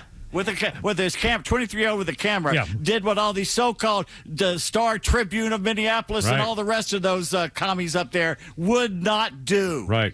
And by the way, Nick Shirley is now being threatened with being, quote, kirked. Yeah. The luring center. Yeah. They're threatening to kill him. They're threatening to do to him what they did. They chase him around. The Somalis are chasing him around. We need to surround him with his own bodyguards to show the Somalis that we mean business, and they're better to lay hands off. Yeah. These freaking pirates, they're pirates. Their whole culture is that they're pirates. They're thieves and cheats, and they work the system, and they got away with it. They've gotten away with it in Minnesota to the tunes of billions of dollars. Bunch of inbreds. Good There's Lord. a great meme, though. It shows a Somali pirate over in Mogadishu, and he's all tired and dusty and everything. Because after a long day of chasing boats in a rowboat and the oil tankers, all I had to do was go to Minneapolis and open up a learning center. By the way, Babylon B says, with some sad news today, Ilhan Omar tells her brother it's time they started seeing other siblings. So that was good. And by the way, Walz now announces an $8 billion grant to Somalian company to investigate fraud by Somalian pirates. So that's another broad thing. Anyway, Caribbean Flout, 4:15 already on 106.3. How's your Monday? Good grief.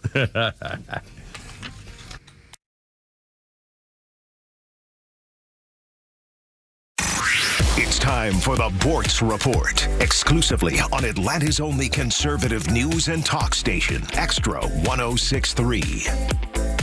Okay, a couple of thoughts on Maduro and this amazing weekend. As I've said of Donald Trump, I don't like what he is, but I like what he does. If the guys would let me on the air more, I could say a lot more. But at 2:30 Saturday morning, the printing presses started up all over this country, printing those no blood for oil, no war in Venezuela, free Maduro signs. So offshoots of the American Communist Party could stage their little demonstrations. They had quite a network, and they were ready to rip. And the mind-numbed, dumb as a box of rocks leftists in this country, a month or so ago, they're carrying no kings signs. Now they're saying, return the dictator to Venezuela. How stupid do they look? What's more, when Obama sent American troops in on the ground into Pakistan to kill bin Laden, did the Democrats gripe, oh, they should have cleared that operation through the Congress first? No, Obama, their God, did that. This is Trump. He can't do anything without Democrat damnation. If he came up with a cure for cancer, they would be upset because he didn't clear it through Congress before he presented it to the world. And oh, what about this stuff? You're going to run Venezuela? Oh, no. We're just going to get rid of Maduro, and then we're going to let Venezuela descend into the humanitarian hellhole it was under Maduro by letting his chosen sycophants take over. I have enjoyed this whole thing immensely. First, because Trump told Maduro, you effed around, now you're going to find out. Secondly, because the left is beside themselves with anguish over this. Yeah, we really need those people running this country, don't we? First time in a while, I actually wish I had a show. Neil Bortz, Extra 106.3. Well, a brand new year and a brand new way to get your wholesale landscaping supplies. Of course, like always, our buddies at Stovall & Company, Paul and the boys, 11 locations starting off the new year like they always do. Is a family-owned business, so their name's on the door. That means if you need something right away, it's on the way. Look out the window, and I'm telling you, they go above and beyond because, you know, it's a company business that they've been doing for 75 years, and they have all the landscaping supplies and trees and shrubs and landscaping stuff and sod and seeds and irrigation systems and sprinklers. And don't forget, concrete supplies for things like an outdoor fireplace or a kitchen by the pool. They've got it all. And if they don't have it, they'll tell you where to get it. What a company. StovallInc.com. Time now for the Retire Wise Report. James Parker here with financial advisor Sean Maloney, founder and CEO of Retire Wise. So when we go through days or weeks of volatility in the market, Sean, it's hard to know what to do. What can you tell us? The biggest thing is don't panic or make immediate decisions with your money. Take those emotional concerns out of the middle of it. You know, look, markets cycle regularly. Market corrections and bear markets are a normal part of the cycle. They're just part of the plan that are going to be accounted for. If you feel nervous when you read the headlines about big drops in the market, you might not know enough about how your money is positioned. That's why it's important to get the right guidance on a financial plan for your retirement. Tell us about the offer you have for our listeners. All right, so now's the time to start, folks. Looking ahead and identifying if you have too much risk in your portfolio. That's the first thing. We have a helpful little resource for our listeners today. We call it the Retire Happy Framework Toolkit. You can get it today by calling or texting WISE to 770-802-2200. My team helped put together this just for you, and it's a complimentary guide. And the center of this is a copy of my latest book, The Priority of Retirement, plus guides on major topics like investments, Social Security, income planning, taxes, and so forth of the key components of retirement. So if you want to get this information in your hands today, call or text WISE to 770-802-2200. That's 770-802-2200. Take advantage of this offer and get your Retire Happy Framework today. Just text WISE to 770-802-2200. 2200. The team at Retire Wise will get you your Retire Happy framework to you right away. So just call or text WISE to 770-802-2200. Investment advisory services made available through AE Wealth Management, LLC, a registered investment advisor. Investing involves risk, including the potential loss of principal. Firm does not provide tax services.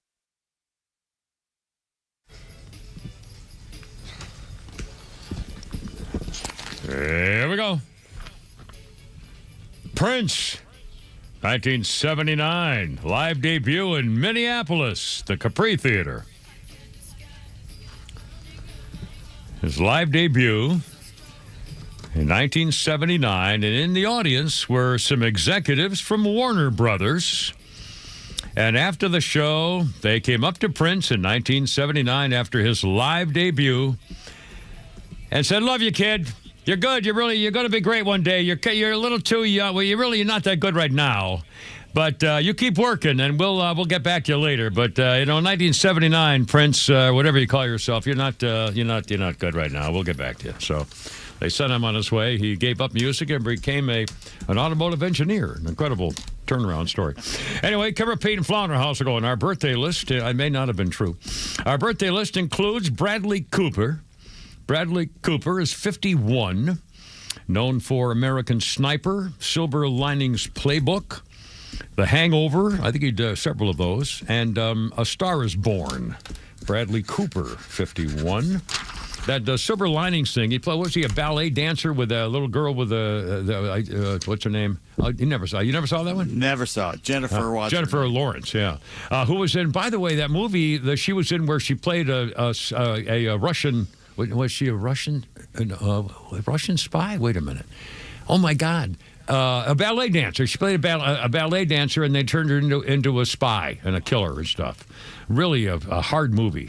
Really tough movie. I forgot what the name of it. I can't believe I don't remember the name of that movie. Red Dawn. Something. No, Red. Oh, God, the Red, something. Oh, Red Sparrow. Red Sparrow. And there were a couple. It was a little hard movie, but it was very well done, I thought, and a fun ending. Let's see. And on this day in history, as we remind you, the 4 o'clock hour is brought to you by our friends at Atlanta Safe House. You need a safe, silly. I found out the hard way when I didn't have one down in Florida. Anyway, you know the story. Atlanta Safe House. They got a brand new location now in Alpharetta, and they got deals and specials and savings, and I mean, it's just unfreaking believable, actually. Anyway, so that's coming up here in the entire 4 o'clock hour. And Pete Davis, we'll get a little literary highbrow here, if you don't mind, and tell me whether you agree with this or not. This is a little update on what happened on this day in 1953. It is called the most important English language play of the 20th century, Samuel Beckett's Waiting for Godot. Premiered in Paris, mixed reviews, 1953 this day, became a landmark of modern theater. 800 theater professionals said, no, this is the most important play there is. It opened in a small left bank theater.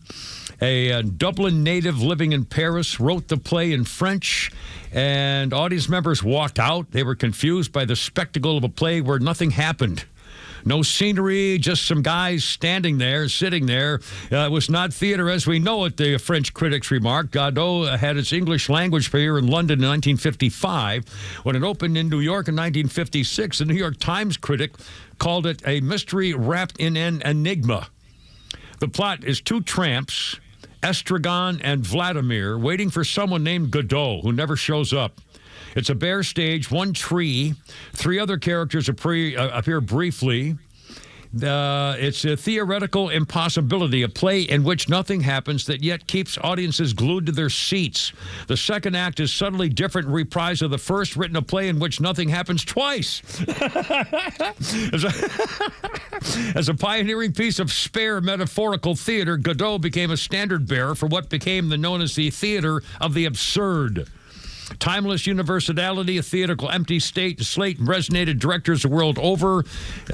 Challenging situations, including San Quentin prison, compelling stagings, apartheid area South Africa, with an all-black cast.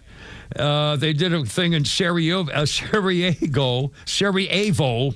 under siege in the Bosnian War, and in New Orleans after Hurricane Katrina.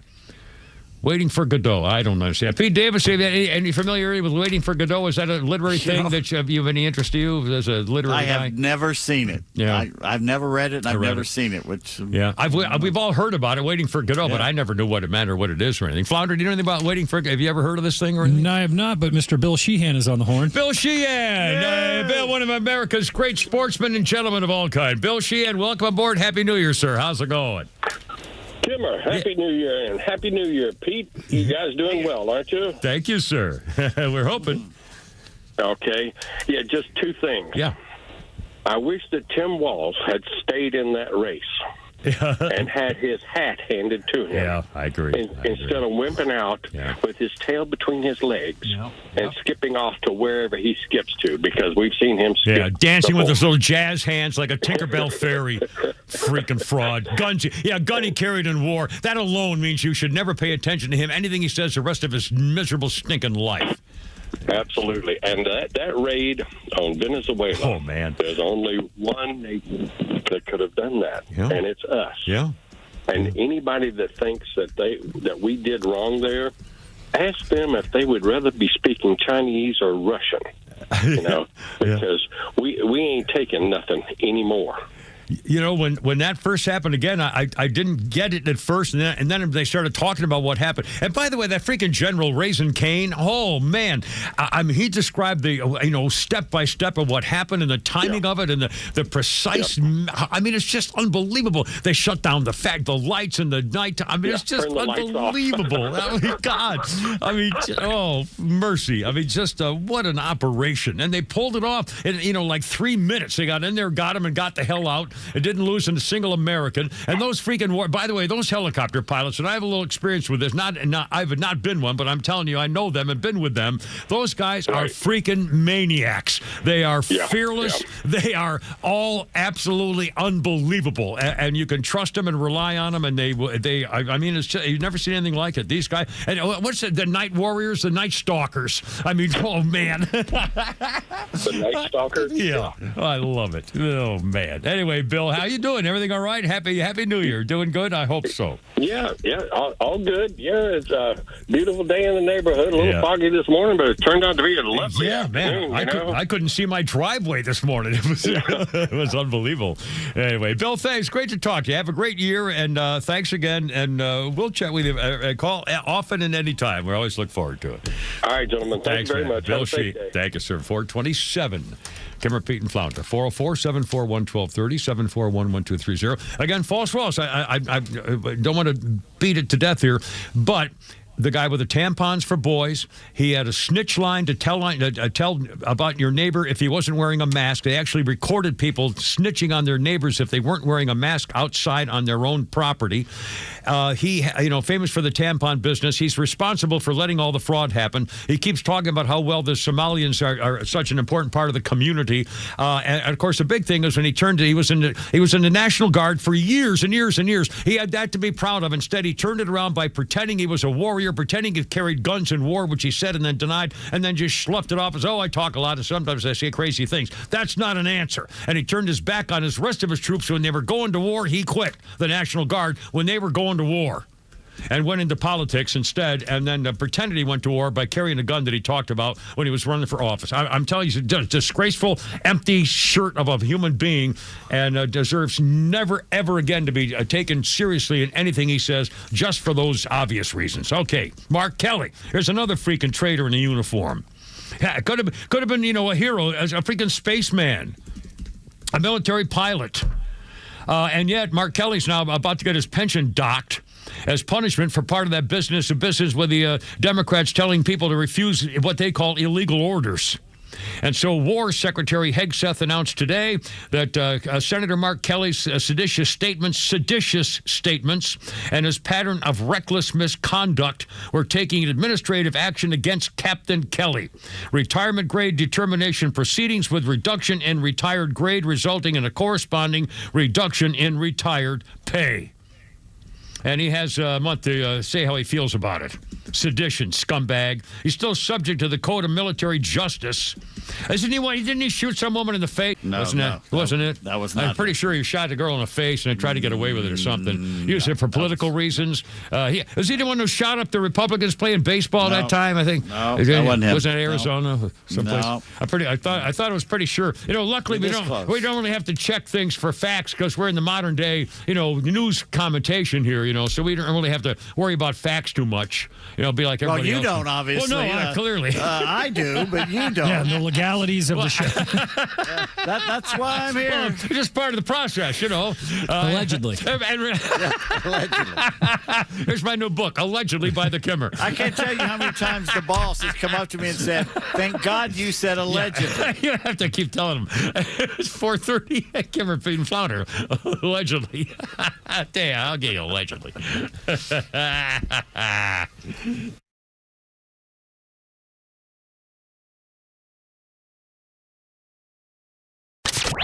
Get the latest breaking news and insight from the biggest conservative voices in the South when you follow Extra 1063 across all your social media platforms. Find us on Facebook, X, Instagram, and YouTube at Extra 1063. Well, it doesn't matter if you missed the old Christmas holiday shopping season. Atlanta Safe House still has those safes you've been looking for without maybe even knowing it.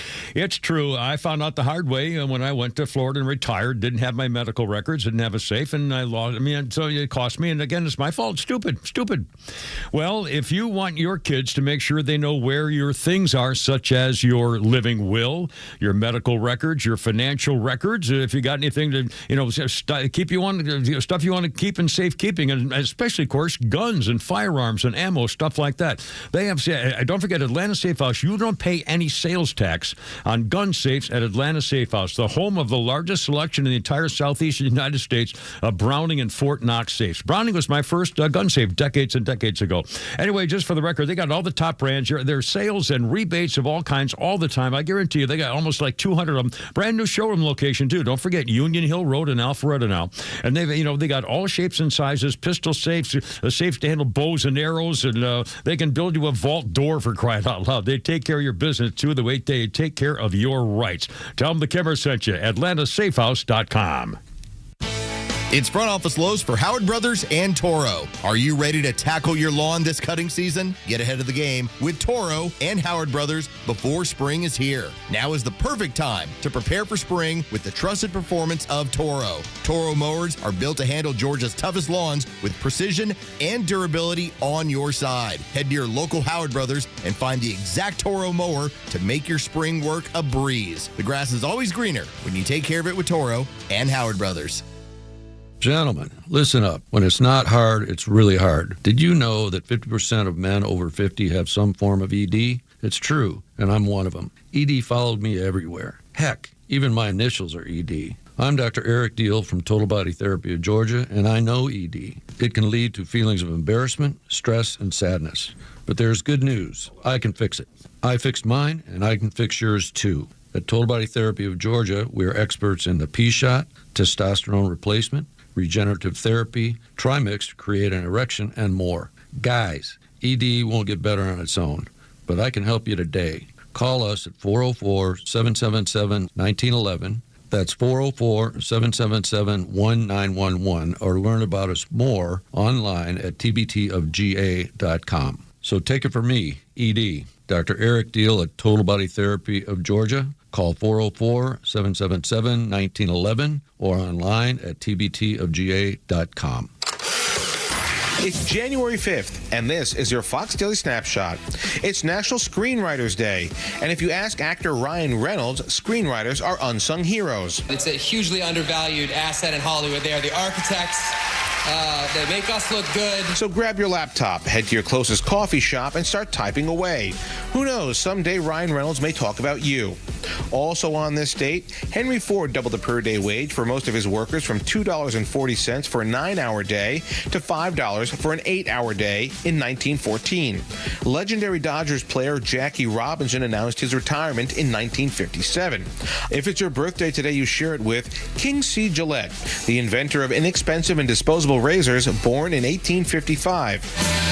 and REO Speedwagon drummer Brian Hitt, born in 1954. I'm Tushar Saxena, and that's your Fox Daily Snapshot. After historic action in Venezuela, the president will have a lot to balance going forward. The United States conducted an extraordinary military operation to bring outlaw dictator Nicolas Maduro to justice. From Atlanta to D.C., extra staff of conservative voices will have the latest updates and the news that matters to you without the mainstream spin. This is your only home for conservative news and talk in Atlanta. Extra 106.3 FM, and stream us anywhere on the Extra 106.3 app.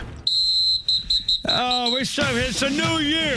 We're still, Welcome to the Kimmer Show. That's last year's stuff. Let's check in with Pete and the scoreboard. Check on the Kimmer's, stories prepared versus stories actually covered. I wanted Flounder to print up for me. See, that was last 13, year. Yes. The 13 that you woke Flounder up at the beginning of this year. Well, sorry. You have done 5 of them. 5 out of 13. Well, hell, that's better than 333. But that's Hall of Fame, baby. This is our first show of the year. And you know how every year we always look at these psychics who predict things. And I we do say, remember that. We're going to keep control this year, Right. and we're going to mark how many of these predictions come true. Okay.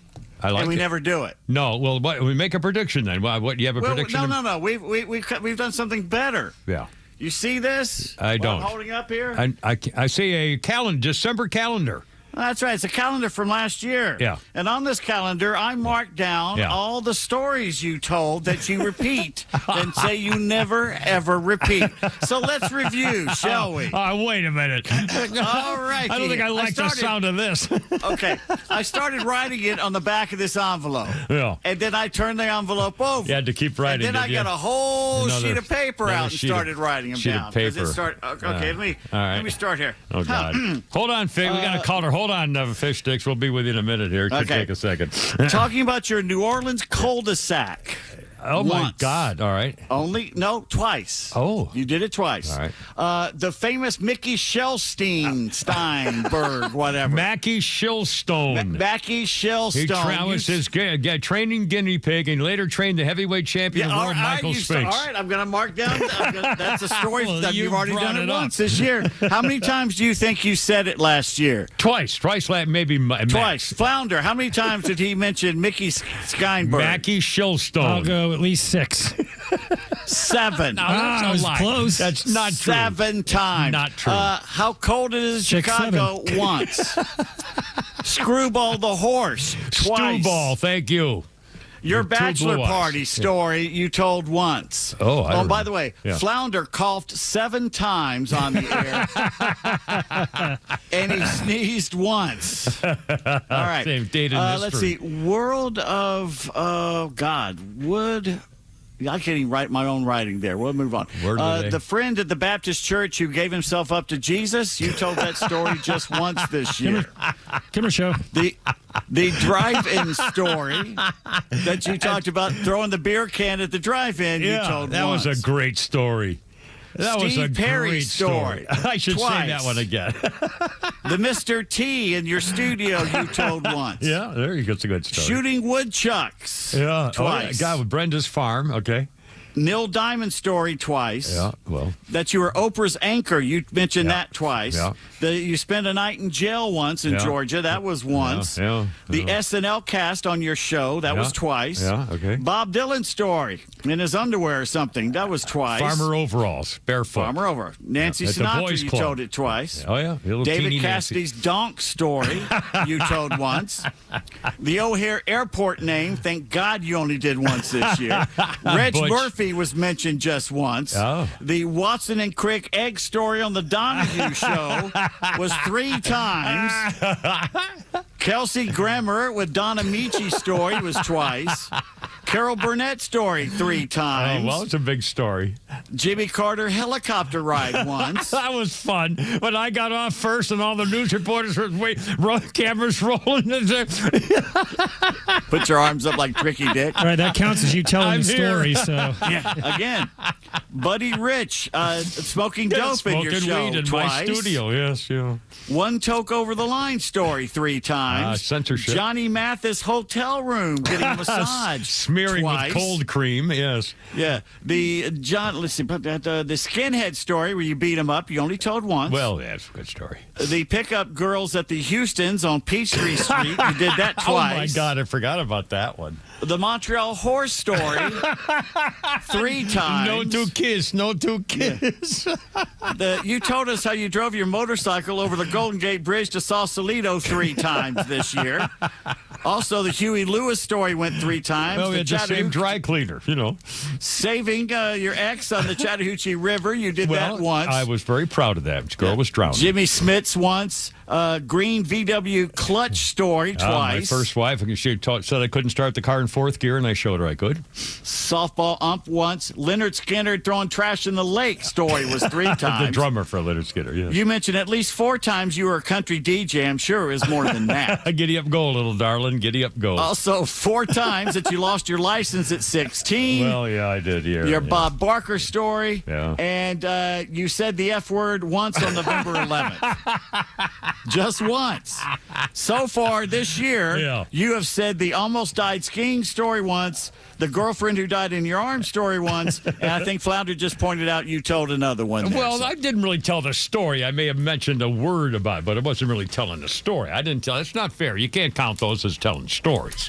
Those were undercounts. I'm sure undercounts. Anyway, well, it could be very possible. All right, we got some phone calls. Phone calls take priority. Fish Sticks still on there? Yeah, Do we lose? Fish Sticks first. You're on the radio, man. How's it going? Hey, great. Happy New Year, guys. Thank you, sir. You too. Yeah. I got it back, Pete up. I saw him grab that calendar with his pen and write them things. I was wondering what the heck he was doing. So I'll be darned. Well, it was a nice surprise. Very fair. Let's see. The normal folks have no clue what it took to put that together the other day. Yeah, the Venezuelan, unbelievable. You're right. Absolutely right. Yes, sir. No clue. Not only did they have to get everything coordinated, but they had to build a house up there. Yeah. It's crazy. Yep, they did. They built, and it's like the movie Zero Dark 30. I mean, in many ways. I mean, of course, that was a whole different operation. But again, they prepare for these things over and over. And again, when you take off, when they say, okay, let's go, and it's time to get in the air and get going, I mean, in the dark and in secret and ready to die, ready to kill, I mean, and the sophistication of how it was managed, second by second, just astounding. Just astounding. Well, here's the deal now. I hope the rest of the world was watching this happen. Oh, yeah. Because there's a bunch of Russian equipment sitting on the ground up in there, and they just bought 9 of these arrays that are supposed to be able to detect stealth flight stuff. Yeah. Nothing worked, Cameron. Yeah, I know. Well, again, we have technology that you and I will never know about. For sure. Yeah, I mean, just astounding accomplishment. And the last thing. Yeah. The last thing is Bob Burns used to be my neighbor, a floor above me in Austell. So. No kidding. No, yeah. Small world. I'll be damned. Well, Fish Sticks, thanks, man. I appreciate it. You have a happy New Year, and I appreciate you calling today. Thought there was some more lined up there. What do we got? We got another thing. Now we got Roswell Tim. Roswell Tim, you're on the radio, man. Happy Monday. What's up? Hey, Kimmer. Good to hear you guys back, all of you together. Just wanted to make a point, instead of having to say allegedly, just do what all the communist networks do, and just say you had an anonymous source to you. Yeah, there you go. See, you're covered anymore. In fact, it's so ridiculous. There's no way that anybody could file a lawsuit against anybody. Although Trump did it and got millions for it, so maybe that's not true. But still, it's just it's a normal modern day media's freaking disgrace. Yeah, when Nick Shirley, what's his name? The kid, is that his name? Nick Shirley or Nick something or other? Yeah.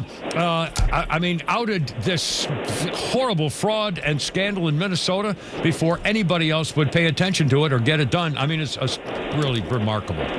You're absolutely right. They had not even reported it on all of the drive-by medias for a week. They didn't even report it. Yep, I know. Yep, covered it up. It's un-American. It's treasonous. It's deliberately trying to make America feel the wrong way about itself, and without exposing exactly what needs to be fixed. It's just wrong in every way about American culture. It might as well be as Vestia and Pravda, like Russian days.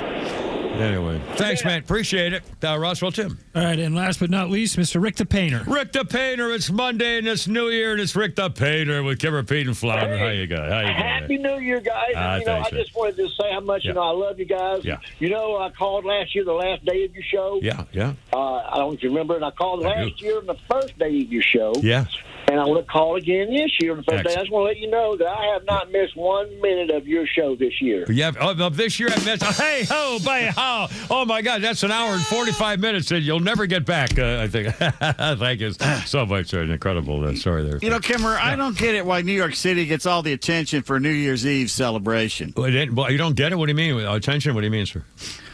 Well, every single year they drop the ball. So in other words, you think if they didn't try, they'd be successful. So they dropped the ball.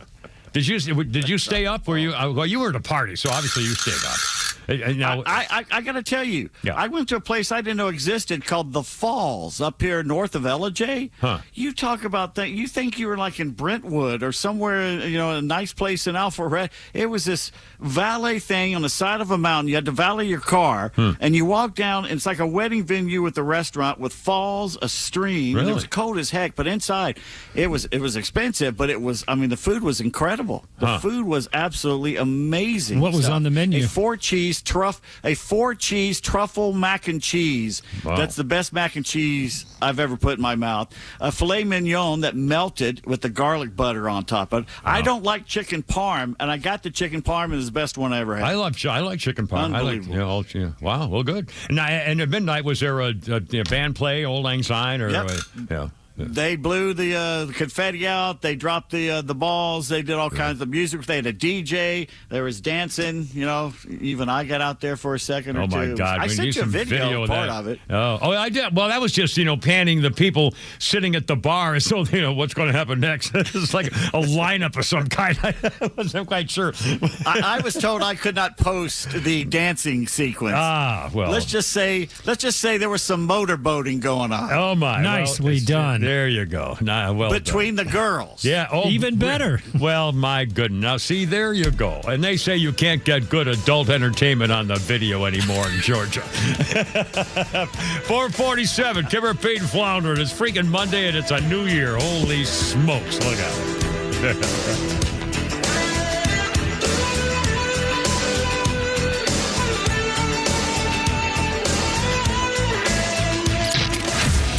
Favorite Extra shows are streaming live video from the studio on Extra 106.3's YouTube channel. Subscribe to the Extra YouTube channel and get the Morning Extra and the Kimmer Show in live digital video. Hey, this is Matt from East Cobb. We basically bought our house from our in-laws. It was my wife's childhood home. One of the issues that we've had when we first moved in was our dog in our backyard. It was extremely shaded, could never grow grass back there. We resodded it twice. So ATL Turf Co. did an amazing job with our backyard transformation. They basically created a miniature golf hole. We have a miniature fairway. We also have a miniature little putting green. Consists of about 4 holes, total about 40 yards, so you can definitely work on your short game and your putting. After that transformation that ATL Turf Co. did for us, my father-in-law came and saw his house the way it looked after the fact of we had a putting green and a miniature golf course. Sure enough, he did the same thing with ATL Turf Co. He has a beautiful backyard, wonderful stonework, drainage, and a beautiful practice area for chipping and putting. Check him out online at atlturfco.com. I think we all know that one person who is, who's out the moment their head hits the pillow. I hate those people. I'm really jealous of them because here's the reality. If better sleep was part of your New Year's resolution, you're not alone. Most of us struggle to fall asleep, stay asleep, or wake up feeling rested. But I found Z Factor from Relief Factor, and it has helped me a ton. Z Factor is more than just melatonin. It uses 4 natural ingredients to calm your mind so you ease into sleep faster, you stay asleep through the night, and you wake up refreshed without that groggy sleep aid hangover. George wrote in, he said, I use it every night with great results. Charlotte said, my body feels so much better. Thank you, thank you, thank you, Glenn. If better sleep is your goal for the new year, make Z Factor a part of that plan. Right now, you can save 46% on your first order, just $19.95 for a 30-day supply. Call 800-4RELIEF. That's 800, the number 4RELIEF, or visit relieffactor.com. Start the new year rested. Fall asleep quicker and stay asleep with Z Factor. Georgia politicians, if you want to win your election, the path to victory runs through Extra 106.3. Extra listeners are some of the most engaged, active in their communities, and outspoken on their beliefs, especially when it comes time to vote. So now's the time to get involved before our listeners move on to someone else. Tell the candidate you're voting for that if they want to win, the path to victory runs through Extra 106.3 FM and the Extra 106.3 app. Here we go. Oh, my. That's screaming. Yeah. My goodness, this is Led Zeppelin there. Oh, God, it's just 1989. The band's first North American tour, Led Zeppelin played the last of 4 nights at the Whiskey A Go-Go in Los Angeles. Oh, my God, the Whiskey A Go-Go. Yeah, that place. Oh, man. They had girls in cages doing go-go dancing up in the air and in cages. It was hysterical. And they were all doing the little pom-pom dance. Oh, my Lord. Whiskey A Go-Go in L.A., 1969, Led Zeppelin. They were with Alice Cooper, the opening act. Zeppelin was billed as Led Zeppelin featuring Jimmy Page, formerly of the Yardbirds. And again, Led Zeppelin also, they were their first show, the name was misspelled into Led Zeppelin or something like that. Anyway, Led Zeppelin, 1969. Holy cow. Our birthday list includes Clancy Brown. Clancy Brown is he's got a huge face, a huge head. Clancy Brown is 67. If you see his picture, you know what I'm talking about. One of the guys you love to hate. Clancy Brown was the guy who played the brutal prison guard Captain Hadley in Shawshank Redemption. Yeah, among other things. Yeah, among other. He also, bad guy Christopher Lambert has to take down in the first Highlander movie. Mm-hmm. He was in. he's been in a bunch of things. Starship Troopers and yeah.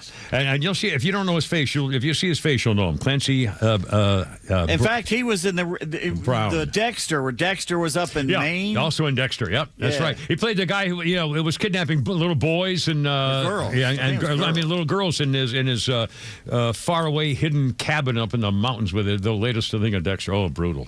Anyway, let's see. Birthday. That was his Clancy Brown. What did I say? Is 50, 80. Oh my God, he's 87.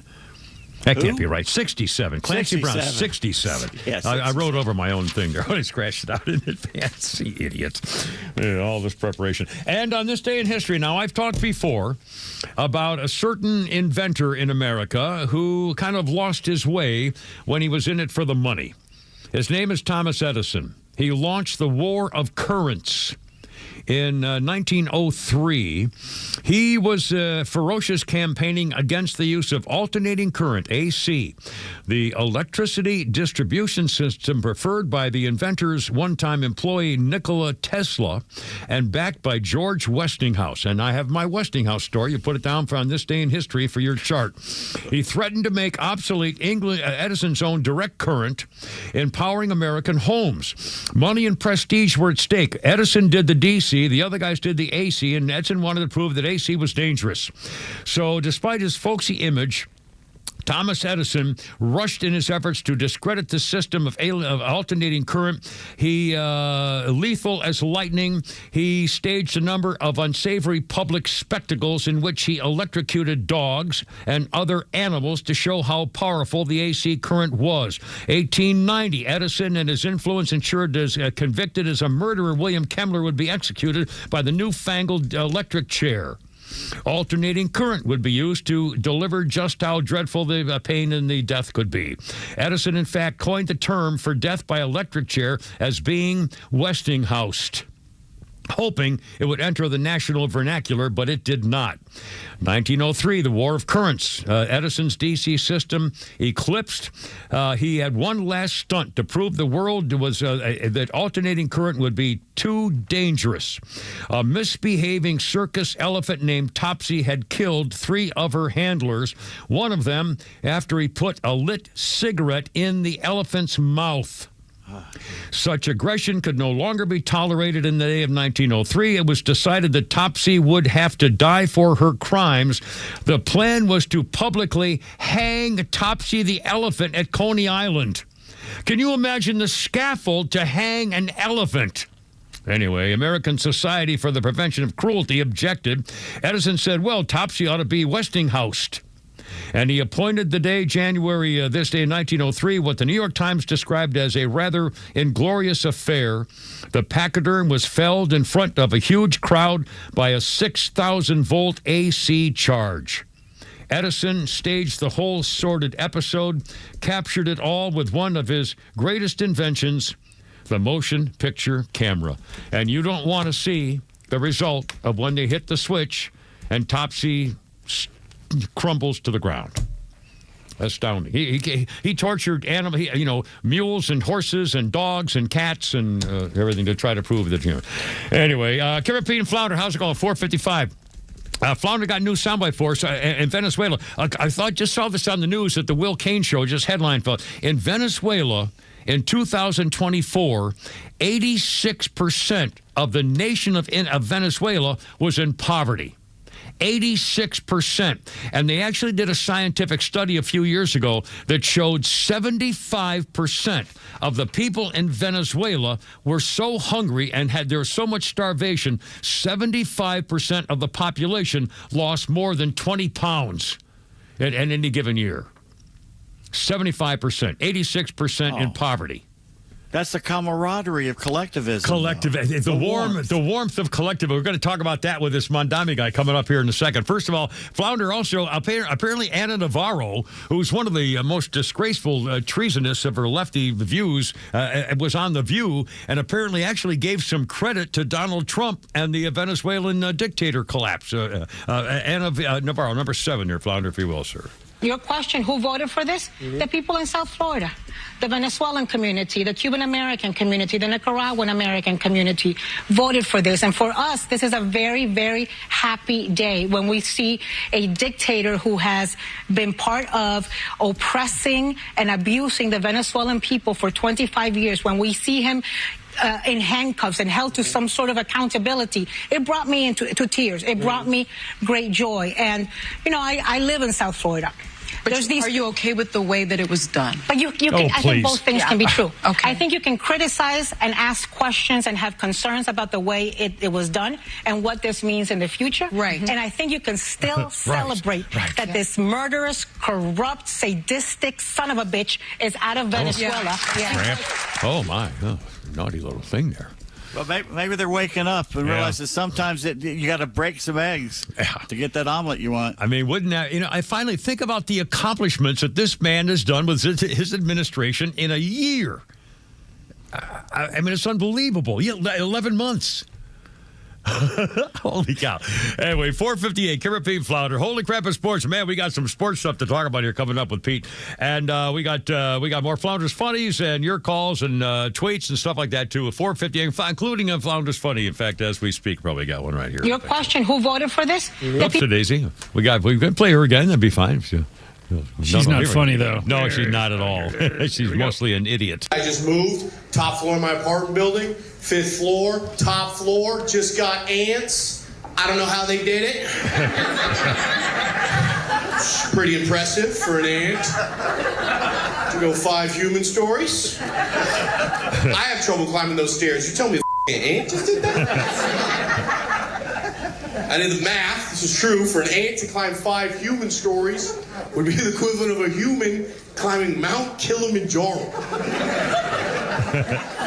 Could you imagine being at the base of Mount Kilimanjaro, looking up and being like, I think there's cookies up there. Let's get the whole town, bring everybody I've ever met in my life. Single file line. One by, say, get in. One by, say, get in. Mr. Steve Fury. Steve Furyk? Fury? I'll be damned. A very clever fellow. Anyway, cover Pete and Flounder. How's it going? 404-741-1230, 741-1230. And I have now a new thing about my daily treats. And I gave one to Flounder. Have you eaten your treat that I gave you today, your cookie treat? Delicious. Very good, yes. I've got a whole new way of doing my peanut butter cookies. And okay, I know I don't mean to tease you like this. I know you want to hear about it. Oh, we got that coming up here for you with so much more with a Carrot Feet and Flounder, including the Japanese sushi guy who paid $3.2 million for one bluefish tuna for his restaurant. Coming up 5 o'clock, Carrot Feet and Flounder. Holy smokes! The Kimmer Show is live on your ride home on WFOM and W292 EV Marietta, a Dickey Broadcasting Station, Extra 1063.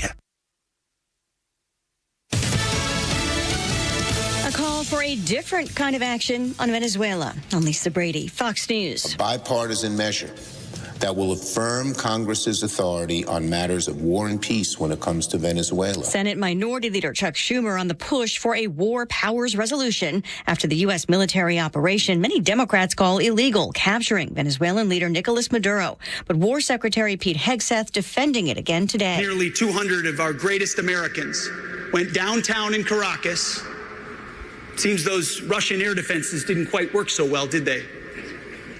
Downtown Caracas, and grabbed an indicted individual wanted by American justice in support of law enforcement without a single American killed. Hegseth kicking off a national Arsenal of Freedom tour by visiting Newport News Shipbuilding in Virginia. This as Maduro and his wife made a first U.S. court appearance in New York City, pleading not guilty to drug and weapons counts. Maduro calling himself innocent and a kidnapped president. The defense not seeking bail for now.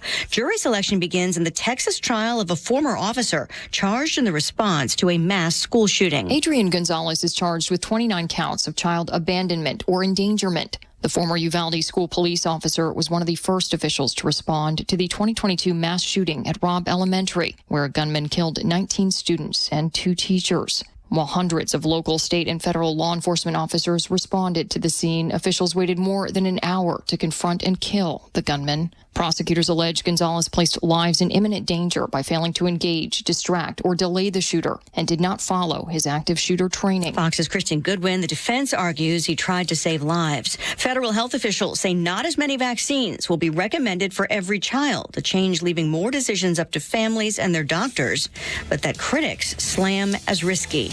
America is listening to Fox News.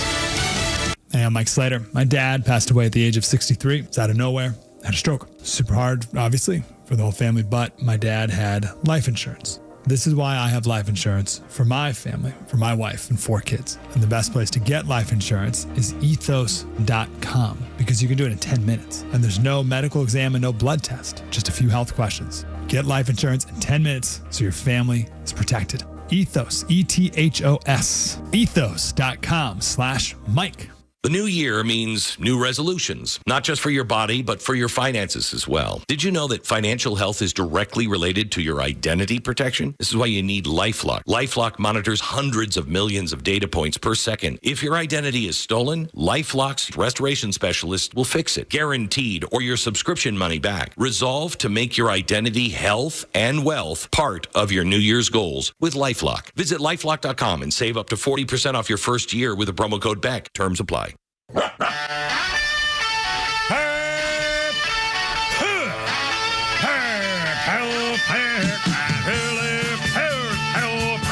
Let's get it together, ladies. Let's shoulder. Ride a blank. Ready on your dog target.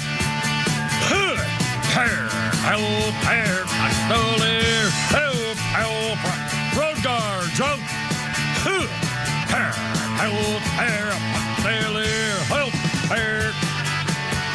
Look out! It's only me, and it's a whole new year. Good grief, 2026. Yeah, I gotta go. You're killing me. Kimmer, Pete, and Flounder, how's it going? 404-741-1230, 741-1230. We got the latest on the Venezuelan stuff and the political stuff and all the good stuff. And got some weird showbiz things here. And, I don't know, we got a bunch of things. Oh, I forgot to update on my Westinghouse. You got to put that on your calendar, the Westinghouse story. I mentioned that Thomas Edison electrocuting the elephant topsy. For political purposes, for make more money with this current. Anyway, I mentioned that the DC current or the alternating current, rather, was the favorite of Tesla and Mr. Westinghouse from the Westinghouse Electric Company. And in the summer of 71, I had finished my graduate school and was home for the summer with my wife. Wait, what the hell now? Wait a minute now. I was out of the Marines. I went back to school, Arizona State, graduated there, went to graduate school, Michigan State. After, I know, it was the summer before I went to graduate school. That's what it was. The summer of 1971. That's what it was, before I came to Atlanta. I was going to graduate school, and we got a deal to house sit for the summer home for the Westinghouse family in the Berkshires of Western Massachusetts. And so we did. We house sat for the Westinghouse family, and that is where my wife, Hoppo, the one who loves me, and I conceived our first child, Jennifer, the clockhead. Big Mouse in the Westinghouse. And she was born in 1972, and then we came to Atlanta in the summer of 1972 after graduate school. Anyway, that's my Westinghouse story, and I'm going to stick it to it. 404-741-1230. A lot of stuff going on with Falcons and also other coaching. A lot of good sports story coming up with Pete Davis shortly at Holy Crap It's Sports. Also, more on the political stuff. Let's see. Oh, and let me do this before. Well, okay, quick. It's almost hard to keep track of all these things happening at once. Maduro and Lady Macbeth, his wife, appeared in court, pleaded not guilty. Maduro tried to start screaming and yelling about he got heckled by a guy who was once a prisoner in Venezuela in the courtroom, and he replied. He said, he walks into the court in English. He says, "Happy New Year, everybody," which is pretty ballsy. And then he starts screaming and yelling when he got heckled. He says, "I was kidnapped here. I was kidnapped. I'm the president of my country. I'm a man of God. I'm a prisoner of war." And the judge told him to shut up, and they went about their business and everything. But that's apparently how that started. A couple of other things, in case you haven't thought about them as I did, over the weekend. Again, it took me by surprise. At first, I didn't think much about what was going on. I thought it was more raids in the water or something, and then realized, oh, my God, when I heard that General Raising Cane describe what they did step by step, and Pete Hegseth, in fact, Flounder even sent a note saying this is one of the greatest speech Pete Hegseth has ever made in his life. Just astounding, the information that came out. A couple of other things that came out, that there are 50 generals in Venezuela, each of whom has $1 billion in the bank.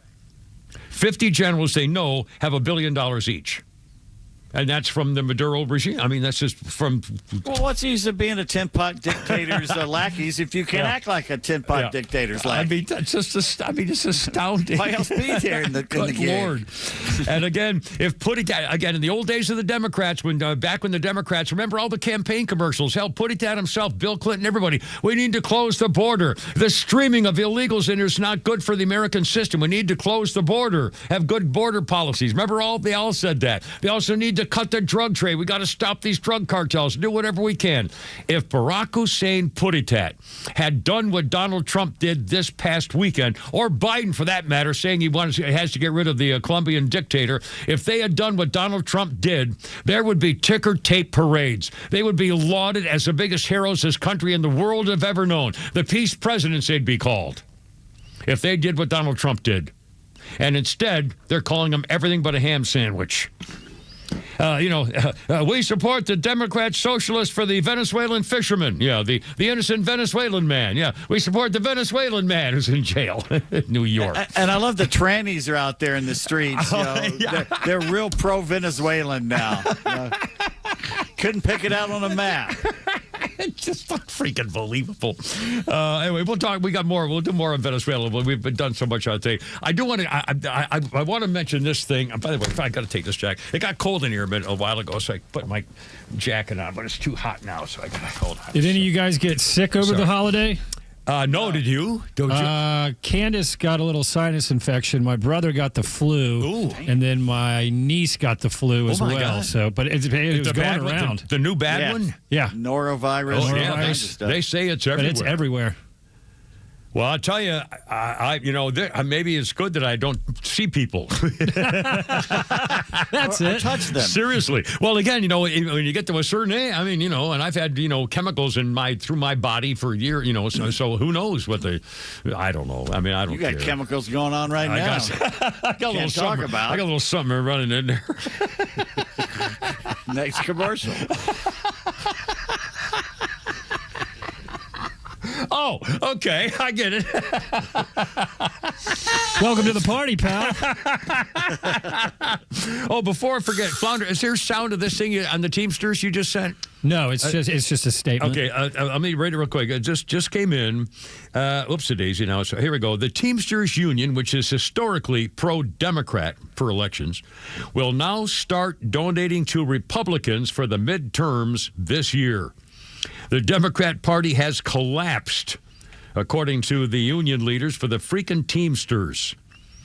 And they're putting out social media things. Here we go. We'll see. We'll see. And hold on. I want to talk about one topic we haven't mentioned here yet. And again, Pete mentioned the phrase a few moments ago. Oopsie-daisy. Hold on a second. That's the wrong thing. I got to get my... Here we are, and oh crap! I hate this. Oh, here we go. The new communist mayor of New York City. Couple of things. He has now put in his new tenant advocate. His housing director girl is Sia Weaver, his new director of City Protect the Tenants group. Here's some of her background. She says, one, we need to elect more communists. And she's renaming things in honor of former communists in Manhattan. She unloaded on law enforcement a couple of years ago when she said police are just people that state sanctions to murder with immunity. She says that she wants to seize private property and blasts home ownership as white supremacy. This is his new director of housing. Also, Mamdami, for the record, gave his inaugural address, and I can't believe that more people haven't reacted to this, but it's making social media rounds again today, and for good reason. Mamdami, the communist of New York, the new mayor, pledges to replace what he calls the frigidity of rugged individualism with the warmth of collectivism.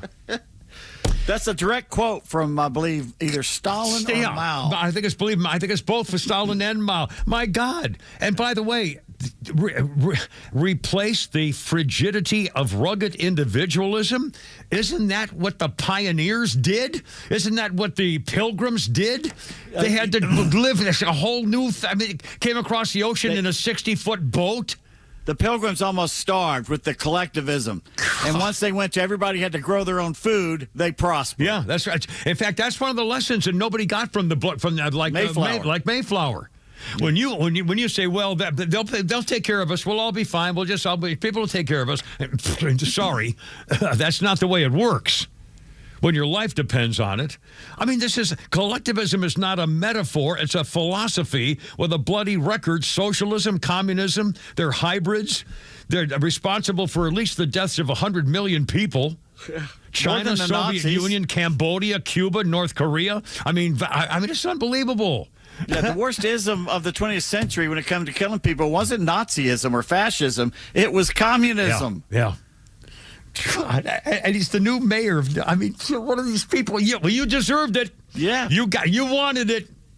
Oh, I can't wait to see all the fleeing landlords. Didn't he just raise? He said he was going to make the transit free. Yeah, $3. Jacked it up to $3. Yeah. And the strap hangers are none too happy. Well, then he did a tweet where he talked about there's one bus transit that is free. It's the Q70. But the mayor 2 years ago did this because of the amount of people riding to the airport and other places like that. So they made that one bus ride free. Which makes sense. But on his post, he was like, there's one that's free. And I wrote it yesterday and talked to the people. What a slimy scumbag. 5:13, Kimmer, Pete, and Flounder. We got sports. Up the yin-yang here. And it's all coming up with Pete, Kimmer, and Flounder on 106.3. Happy New Year, happy Monday. Hope you're doing all right. Look out, here we go.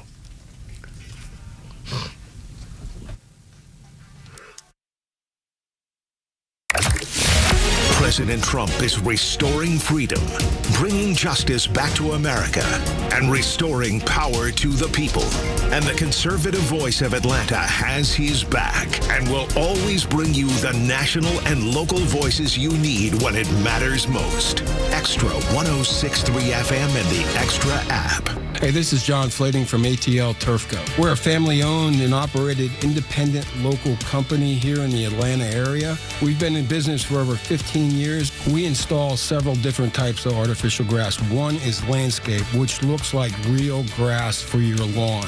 The next one is pet turf. Pet turf is a little bit shorter than landscape, and it's more durable. And the other one is putting greens. If you can dream it, we can build it. Just go to atlturfco.com to schedule an appointment. Faith, family, freedom. These are the cornerstones of America and the foundation for a successful life. But today, all three are under attack. Crushing debt, out-of-control spending, and reckless policies in Washington are threatening your savings, your retirement, and your future. Hi, this is Glenn Beck. The only financial advisory firm I recommend in Atlanta is Nicholas Wealth Management. David Nicholas and his team believe protecting your money is about more than wealth. It's about defending your faith, your family, and your freedom. If your hard-earned retirement is left exposed to market chaos, higher taxes, or inflation, what happens to the life you've worked so hard to build? For over 20 years, David Nicholas has helped families right here in Atlanta fight back with retirement strategies built to better withstand uncertainty. Call Nicholas Wealth Management today, 404-890-5606, or visit nicholaswealth.com. Aim to safeguard your future today. Nicholas Wealth is an independent financial services firm that uses a variety of different investment strategies. Glenn Beck is not a client and is paid for his endorsement. This is Monica Pearson for Superior Plumbing. In a perfect world, when you have a plumbing issue, you want a plumber that answers the phone when you call, shows up on time, respects your home, and tells you exactly what needs to be done, quotes you a price, and does the job right the first time. They appreciate your business, and Superior Plumbing becomes your plumber for life. Call Superior Plumbing to come fix your plumbing issues. The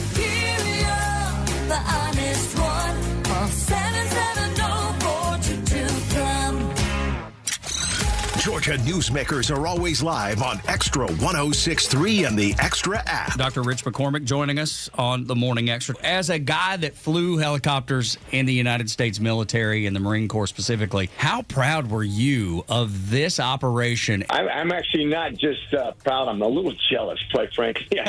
I wish I could have been part of that. If you went into a foreign country and took out basically his Secret Service, got him out of a safe house, within 2 hours, it's crazy. I know the other side wants to talk about how, well, we're bombing Venezuela. This is all about oil. I look at this as the Monroe Doctrine is alive, and the stronger that we are in this hemisphere, that's a great thing for America. The Monroe Doctrine has been dead, really. I mean, we've been in trouble. We've lost our influence in South and Central America. This is going to be amazing. They're going to have self-determination back. There'll be a democracy again. I'm excited for it. Listen to the full interview now at extra1063.com or on the all-new Extra 106.3 app.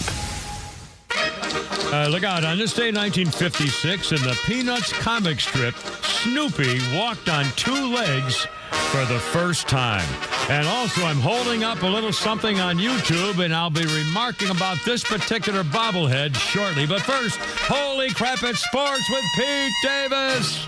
Well, the Falcons not only win on the field over the Saints 19-17 yesterday, they won off the field by firing head coach and male model Raheem Morris and GM Terry Fontenot. Morris 16-18 over the last two seasons, well under 500 as the coach at Tampa Bay and here before. For those on the national stage, you say the Falcons should have kept Coach Rah-Rah. Sunday Night Falcon has this nugget of joy. Since the Jets beat the Falcons earlier this season, the Jets lost games by 24 points, 28, 23, and 32. The Jets did not win another game all season. The Falcons did not lose. Ari tweets that if the opposite had happened, the Falcons would have won the division and gotten into the playoffs, and the Jets would have the number one pick. One game. Holy cow. Lost to the Dolphins, lost to the Jets, lost to the Panthers twice. Just one of those games, and he still got a job. The Jets just completed a 17-game season without getting one interception. The first team in NFL history to go a full season without one. INT Stat started in 1939, which predates their own mascot, Jets. Jets. Jets. Germans may have had one, but nobody else did. No. Greg Beatles has been elevated from president to president and CEO of the Falcons. Rich McKay has allegedly been reassigned.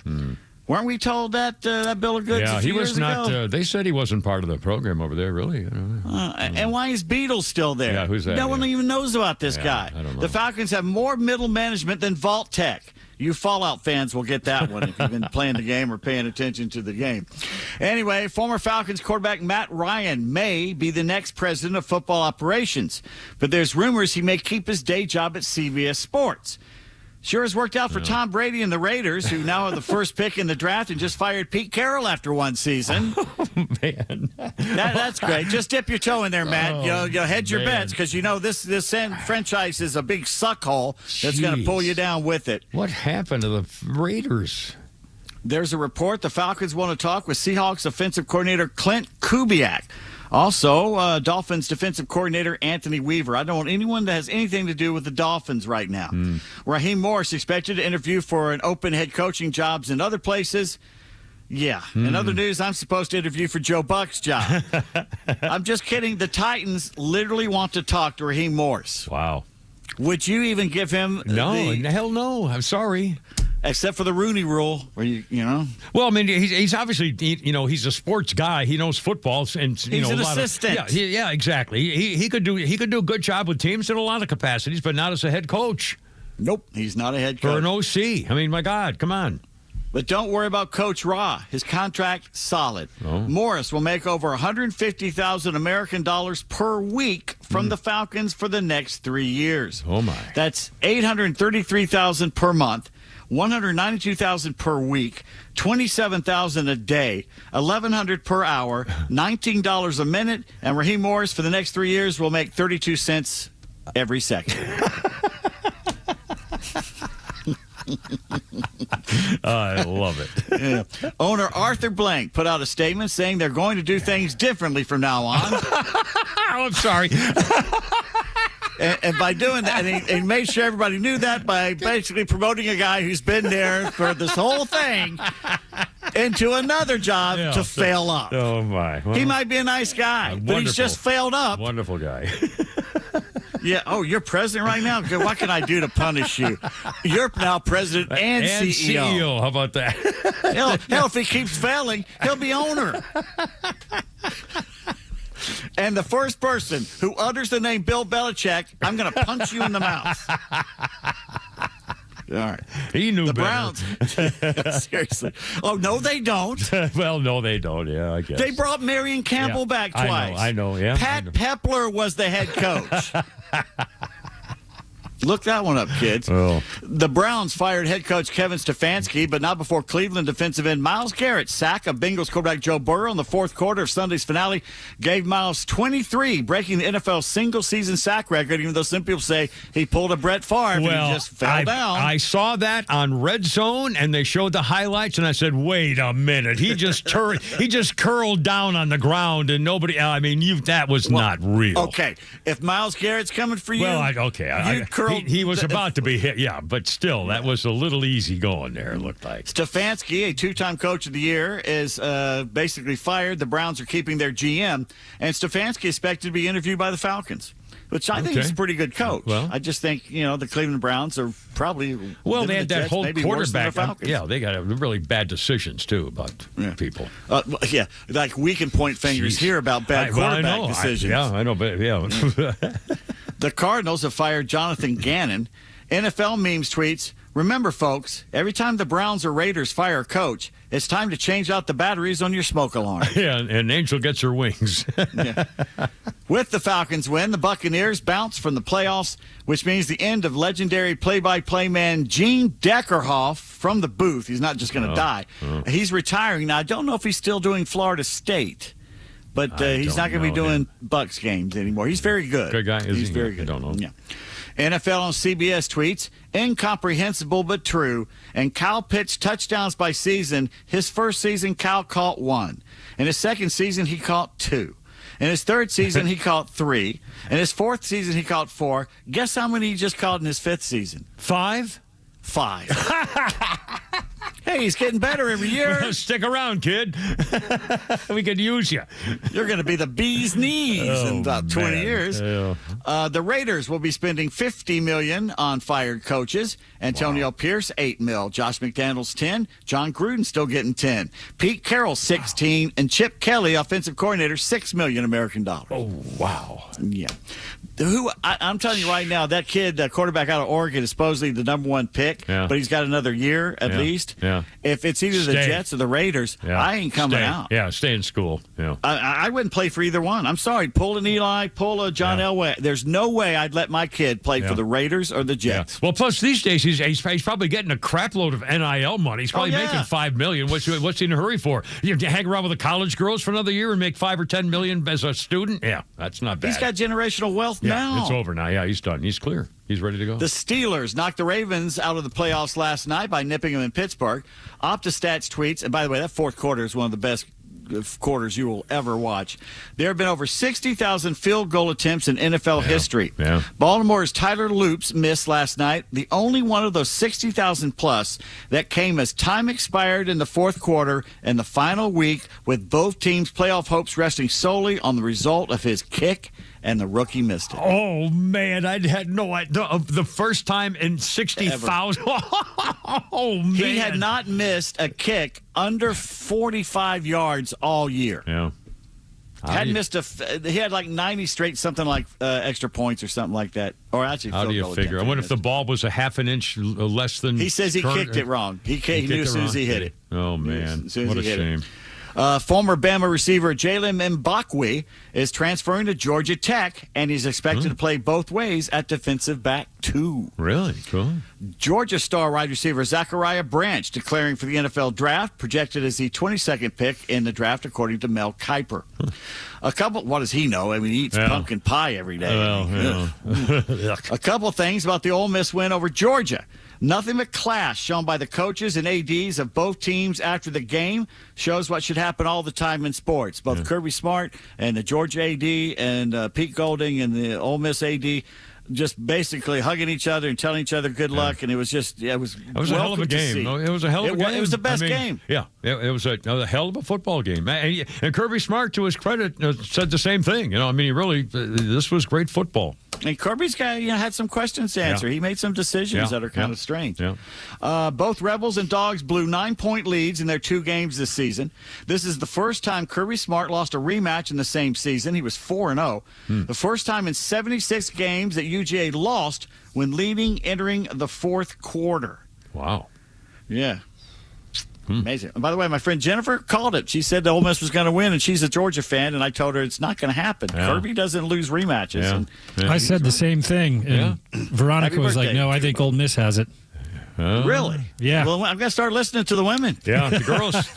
Chicks rule, man.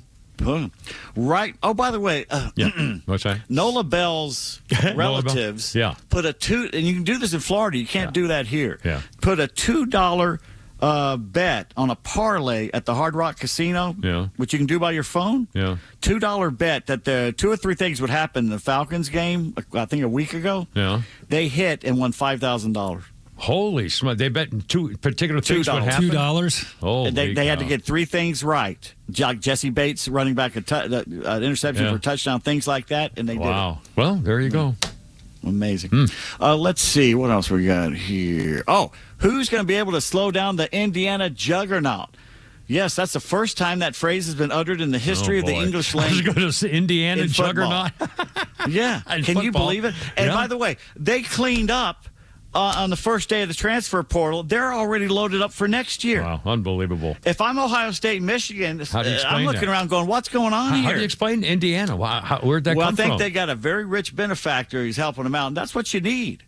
Yeah, you need one guy. Like Texas Tech is a billionaire, and that guy is basically single-handedly turned them around. Well, is there a list is there a public list of how much money every player is getting in college football?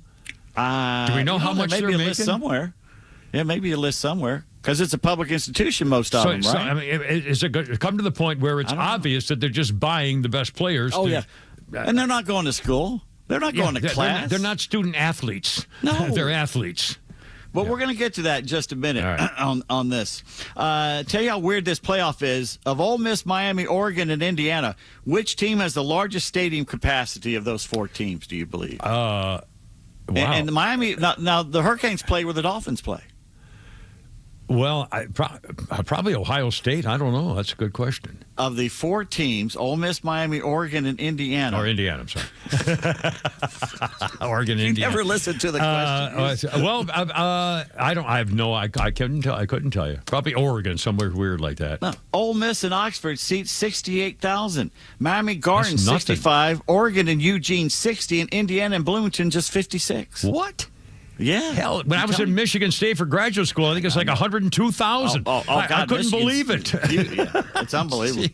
This is the first semifinals without Ohio State, the Bulldogs, Alabama, or Clemson. Wow. And you keep hearing how the bowls are dying, but viewership is up 13% this season. The Pop-Tart Bowl leading the way. In fact, more people watch the Pop-Tart Bowl between, Georgia Tech, BYU? Yeah. Than any other game that vaunted Notre Dame played this season except the Miami game. This after Fighting Irish fans told ESPN, you're going to lose $50 million for not having us in the playoffs. Yeah. Talk about delusional. Every national champ since 2005 has come from the eastern half of the United States, by the way. Your 9th place Hawks are in Toronto tonight. And the Falcons have actually won a championship. No kidding. What'd they do? Caleb Blaha threw a touchdown pass, added 2 second-half rushing TDs to help Wisconsin River Falls beat defending national champion North Central 24-14 last night. I watched it in the Amos Alonzo Stag Bowl in Canton, Ohio, winning the first Division III title in Falcons program history. North Central, appearing in 6 straight Stag Bowls, had won 3 titles, had its 29-game win streak snapped. The Cardinals lost for the first time since a loss to Cortland in the 2023 title game. Blaha has 6,189 total yards this season.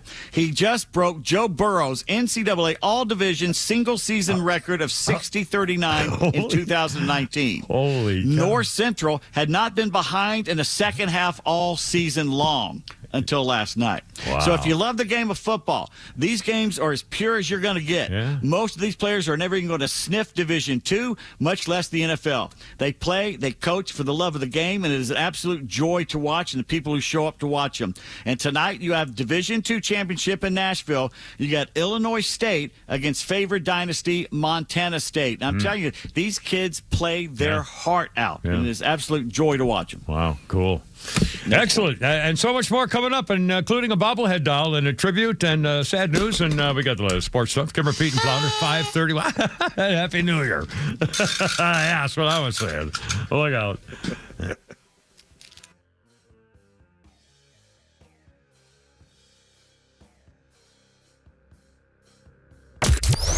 Did you miss Neil Bortz? I am shocked. Don't worry. He's live anytime on the Extra 106.3 app. Oh, that radio show. Did traffic cause you to miss some of the Kimmer Show? Get it on the app. It's all the kids talk about on Monday at school. With anytime show replays from the Kimmer, Bortz, The Morning Extra, Clay and Buck, and so much more. Plus local headlines and breaking news. Grab the Extra 106.3 app now and start streaming. Ain't nothing beats the cozy comfort of a warm fireplace on a cool Georgia night. Tug here for Chimney Solutions. But before you light that fire, make sure the chimney's clean, safe, and ready with my friends at Chimney Solutions. Did you know that a dirty and damaged chimney could lead to dangerous carbon monoxide leaks or even chimney fires? Don't take that chance. Chimney Solutions certified technicians use state-of-the-art equipment to ensure your home and family are protected. Chimney Solutions, keeping Georgia homes safe, warm, and beautiful for over 25 years. Don't believe this nonsense you see on TV commercials about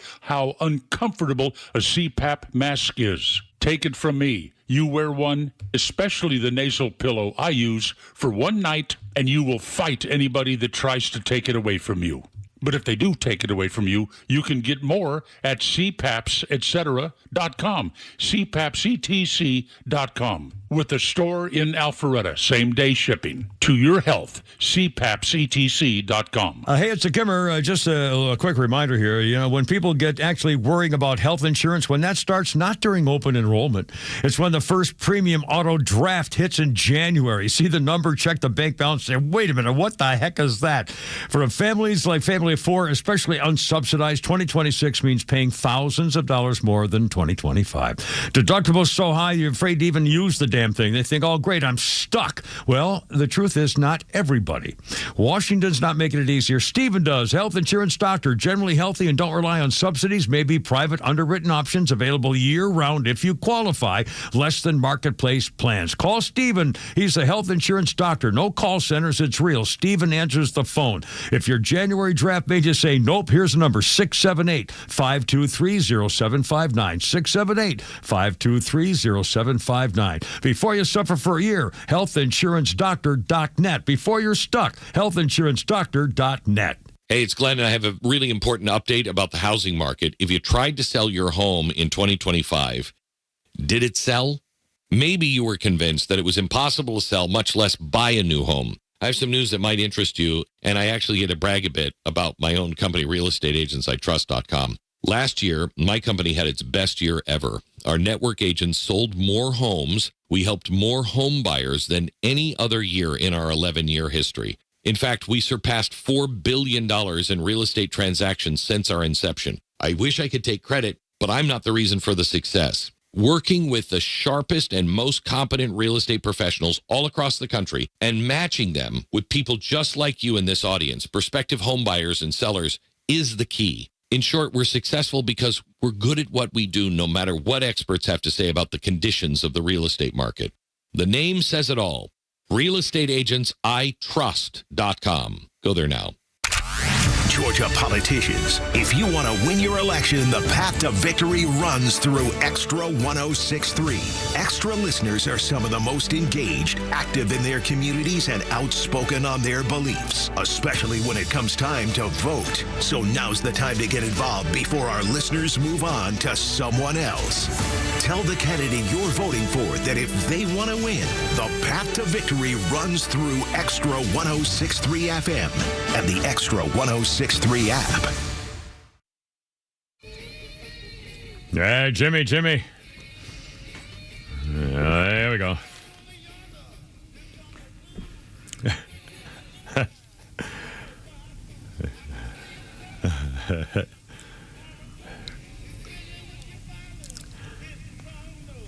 Look out. 1968, Jimi Hendrix was put in jail in Stockholm, Sweden, because he got drunk, went berserk, and destroyed everything in his hotel room at the Gothenburg Hotel in 1968. And Jimmy went to prison, went to jail for a while.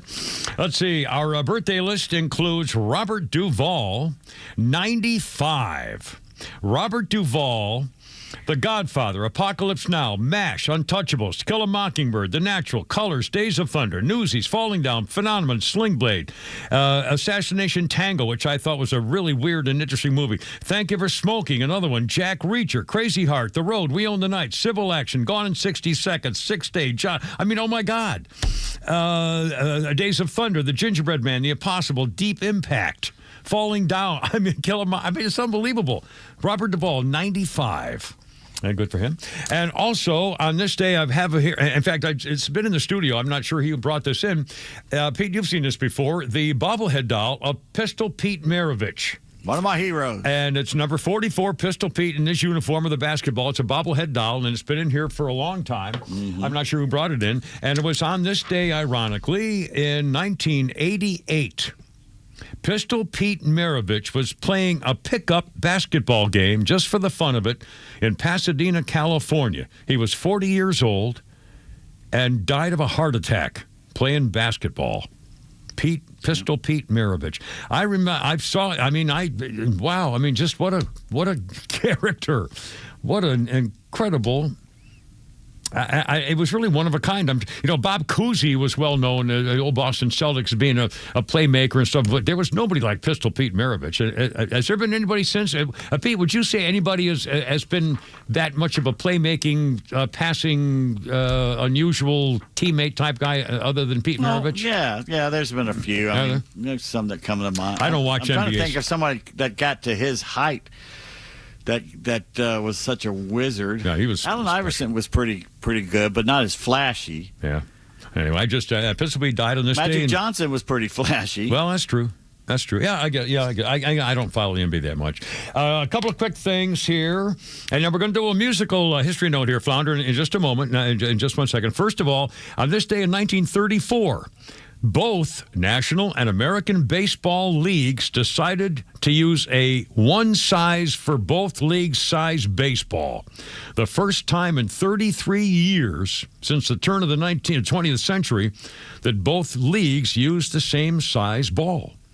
1934. And by the way, over the weekend, I was switching around for various things between, doing stuff. And on the Golf Channel, they played their historic golf matches between superstars that they played, for over the decades. And there was a golf match between Jack Nicklaus and Arnold Palmer. And in the match, they played at Pinehurst number 2. And I have a whole story about that, but it involves my, anyway. So I probably don't. Anyway, Jack Nicklaus, Arnold Palmer playing a match against each other at Pinehurst number 2. On the announcer was saying, "This is a long par 4 here. Nicklaus has 155 yards left, and he has a 6-iron, and it's a high, beautiful shot. And 155 yards, and Nicklaus hits a 6-iron." This is decades ago. A 6-iron? I guarantee you 155 is a wedge for PGA Tour players. Palmer, the same thing. On a par 3, 166 yards, Nicklaus hits a 6-iron. So does Arnold Palmer. On a par 3, 190 yards, Arnold Palmer hits a 3-iron. I promise you, every pro on the PGA Tour can hit a 3-iron 220 yards, at least, probably more. One more hole. Jack Nicklaus facing a shot of 178 yards. You golfers will appreciate this. Nicklaus, 178, he hits a 5-iron. 178. 5-iron. Good grief. I mean, I'm dying over here. I'm dying to tell you. And now one more thing. This guy, I think this is kind of cool, and I remember this very much. Oops, I just lost my place. Hold on. I go. Come on, don't do this to me, you rascal. I got to start all. Hold on. This stinking phone. I hate this $900,000 phone. I should have gotten a $1 million phone. Here we are. Here we go. It was on this day in 1961. A TV series about a talking horse began airing in syndication 1961 to be picked up by CBS. Flounder, if you will, sir. Hello, I'm Mr. Red. Wilbur. Of course, and no one can talk to a horse, of course. That is, of course, unless the horse is the famous Mr. Ed. Go right to the source. And ironically, the director wanted to do the TV series based on Francis the Talking Mule. I love those films. There were 6 Francis the Talking Mule movies. That's right. They were when huge. I was a kid, I watched That's those. right. And that's what the director wanted to do. And they apparently had a problem. And some guy said, well, you ought to do it on a talking horse. There was a book about the talking horse, a children's book. And it was comedian George Burns who helped fund the original show's pilot. It didn't get any interest, but eventually it came on, to be picked up by CBS. Let's see. Mr. Ed was played by the horse Bamboo Harvester, and the method used to make Mr. Ed talk was initially done by putting a piece of nylon thread in his mouth. And they'd move the thread, and he would move his mouth. But actually, the horse learned to move his lips on cue when the trainer touched his hoof. Mm-hmm. He soon learned, the trainer said God, I'm so sorry. He soon learned to do it when I stopped talking during a scene. This horse was very smart. Now, the producers said there was a fake story that they used to use peanut butter to make his lips move, and the producers said, well, we want to keep the method a secret because we don't want to disappoint the little boys and girls if we have technical details about it. So we made up the peanut butter story, and everybody bought it, and they thought it was pretty fun. But that's the way it went. The one where he goes and tries out for the Dodgers. He's sliding into home plate, and I forget if it's Johnny Roseboro, who the Dodger catcher at the time was. Probably the catcher's Johnny like, no. Oh, mercy! My horse that I had down in Florida, my dun buckskin shooter. I trained him to bow to the ladies by touching a part of his under chest area. And if a girl would come up to the thing and I'd say, "Oh, this is my horse Stewball." I say Shooter is a horse I had down in Florida. My first horse I had in Chicago was Stewball, named after the Pete, Paul, and Mary song. It had two blue eyes, dun buckskin, Stewball. And I would say, "Oh, this is my horse Stewball," and I would touch a certain part that I taught underneath his chest, near his left foreleg, and he would bow, turn his head down, and bow to the ladies. Anyway, sorry, another Kimmer story here for you. All right, there we go. Kimmer Pete Flounder, 544, number's 404-741-1230, 741-1230. Donald Trump again says he ought to take over Greenland. I think he ought to go for Cuba. In fact, he says Cuba's in a lot of trouble. Cuba's in a lot of trouble right now, and Cuba's been propping up Maduro in Venezuela. And so Marco Rubio on Meet the Press said, Cuba's, we're not going to talk about the future of Cuba, but what our policies are going to be and everything like that. But, it's no mystery that we are not big fans of the Cuban regime. And frankly, again, we've all said this before, how is it possible that we can't make a better deal with Cuba than Russia or China or North Korea or Iran or anybody else? How is it possible that in our own sphere of influence, 90 miles away, we can't make a better partnership deal with Cuba than any other country in the world? Because they got a firm hand, the dictator does. He's actually threatening us. Did you see that? Yeah, I mean... He's threatening. Yeah, like your Cubans help Maduro keep out of our clutches. Yeah.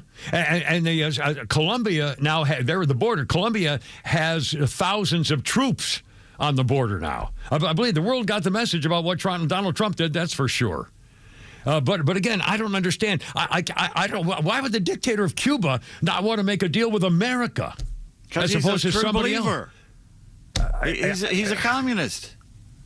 They're true believers. They're insane. I don't get it. I don't. And all these people saying we just did this for the gas and oil. Well, what do you think China and Russia's there for? Right. You're killing me here. Yeah. I noticed we didn't keep all the Kuwait oil fields either, by the way. It wasn't an oil war, basically. There, anyway. And just, what we ought to do? We ought to flood that country with food right now. Because, at this point, they haven't seen real food, God knows in how long. Yeah. And just flood them with food and let them think, thank God. Yeah. That if they knew it was from America, of course, they'd change the signs and make it UN or something. Anyway, Kira Pete Flounder, how you doing? 546 already. By the way, it's staying lighter longer. Every day it gets a little lighter longer. That's how in the it works. afternoon. That's how the world works. It's got that whole sun thing. I don't want to get into it now. It's technical. I don't want to bore you. All right, Kira Pete. Yeah, look out. Here we go.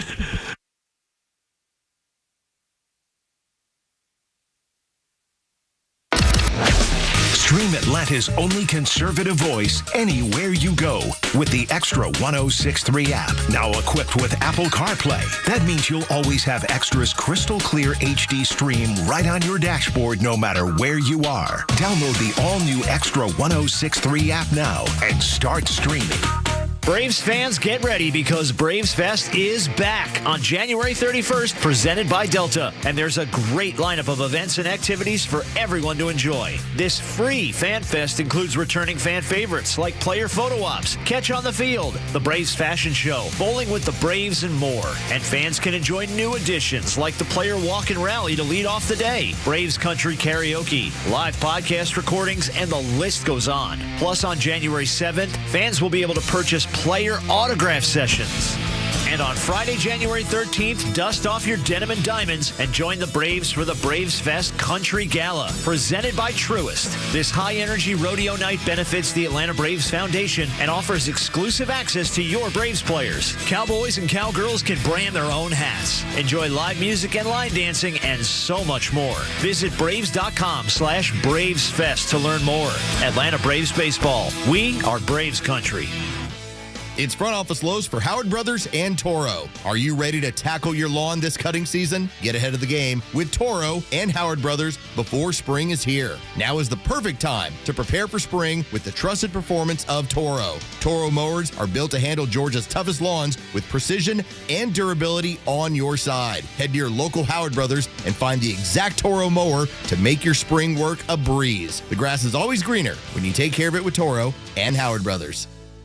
Evaluating landscaping contracts for 2026 will stop dealing with unreliable vendors. You need the Ricks Group Landscape Management. Certified, insured, proven experts, trusted by property managers, HOAs, and commercial clients across Metro Atlanta. Specializing in hardscaping, drainage and erosion issues. Ready for a reliable partnership, a detailed proposal, and a professional team you can count on. Will start your RFP search now at thericksgroupga.com, where experience and accountability meet landscaping results. Happy New Year, extra listeners. A new year means new opportunities to secure your retirement goals. At Master Plan Retirement Consultants, we help you start fresh with holistic retirement planning to create a personalized retirement roadmap designed with you and for you. Our boutique team serves you with fiduciary care, ensuring every step moves you closer to a confident, sustainable retirement. As we all know, the best retirement asset is peace of mind. Make 2026 the year you take control with confidence. Schedule your complimentary consultation today at masterplanretire.com. Master Plan Retirement Consultants. Plan well and prosper. Advisory services offered through Master Plan Retirement Consultants, Inc., a registered investment advisory in the state of Georgia. Insurance, tax, and commodity services offered through Fricks & Associates, Inc., DBA Master Plan Retirement Consultants. The aforementioned are affiliated companies. Thousands of veterans across Georgia are missing out on the benefits they've earned through their service. The Warrior Alliance is changing that by connecting veterans and their families to life-changing resources and support. Tune into the Warrior Alliance Network, our podcast and radio show dedicated to helping veterans succeed after service. Join us every Saturday at 11 a.m. on 106.3 to hear inspiring veteran stories, discover free programs, and learn about career opportunities available to you. Subscribe to the Warrior Alliance YouTube channel today. Progressive Commercial presents Heroes That Keep Truckers Going. Today's hero, the vending machine restocker who gave you a free energy drink. Was it out of the kindness of her heart, or was it just one less can she had to stock? Either way, thanks, hero. What else can keep truckers going? Progressive truck insurance with primary liability limits up to $2 million. Get a quote in as little as 7 minutes at progressivecommercial.com. Progressive Casualty Insurance Company and Affiliates. Coverage subject to terms and limits.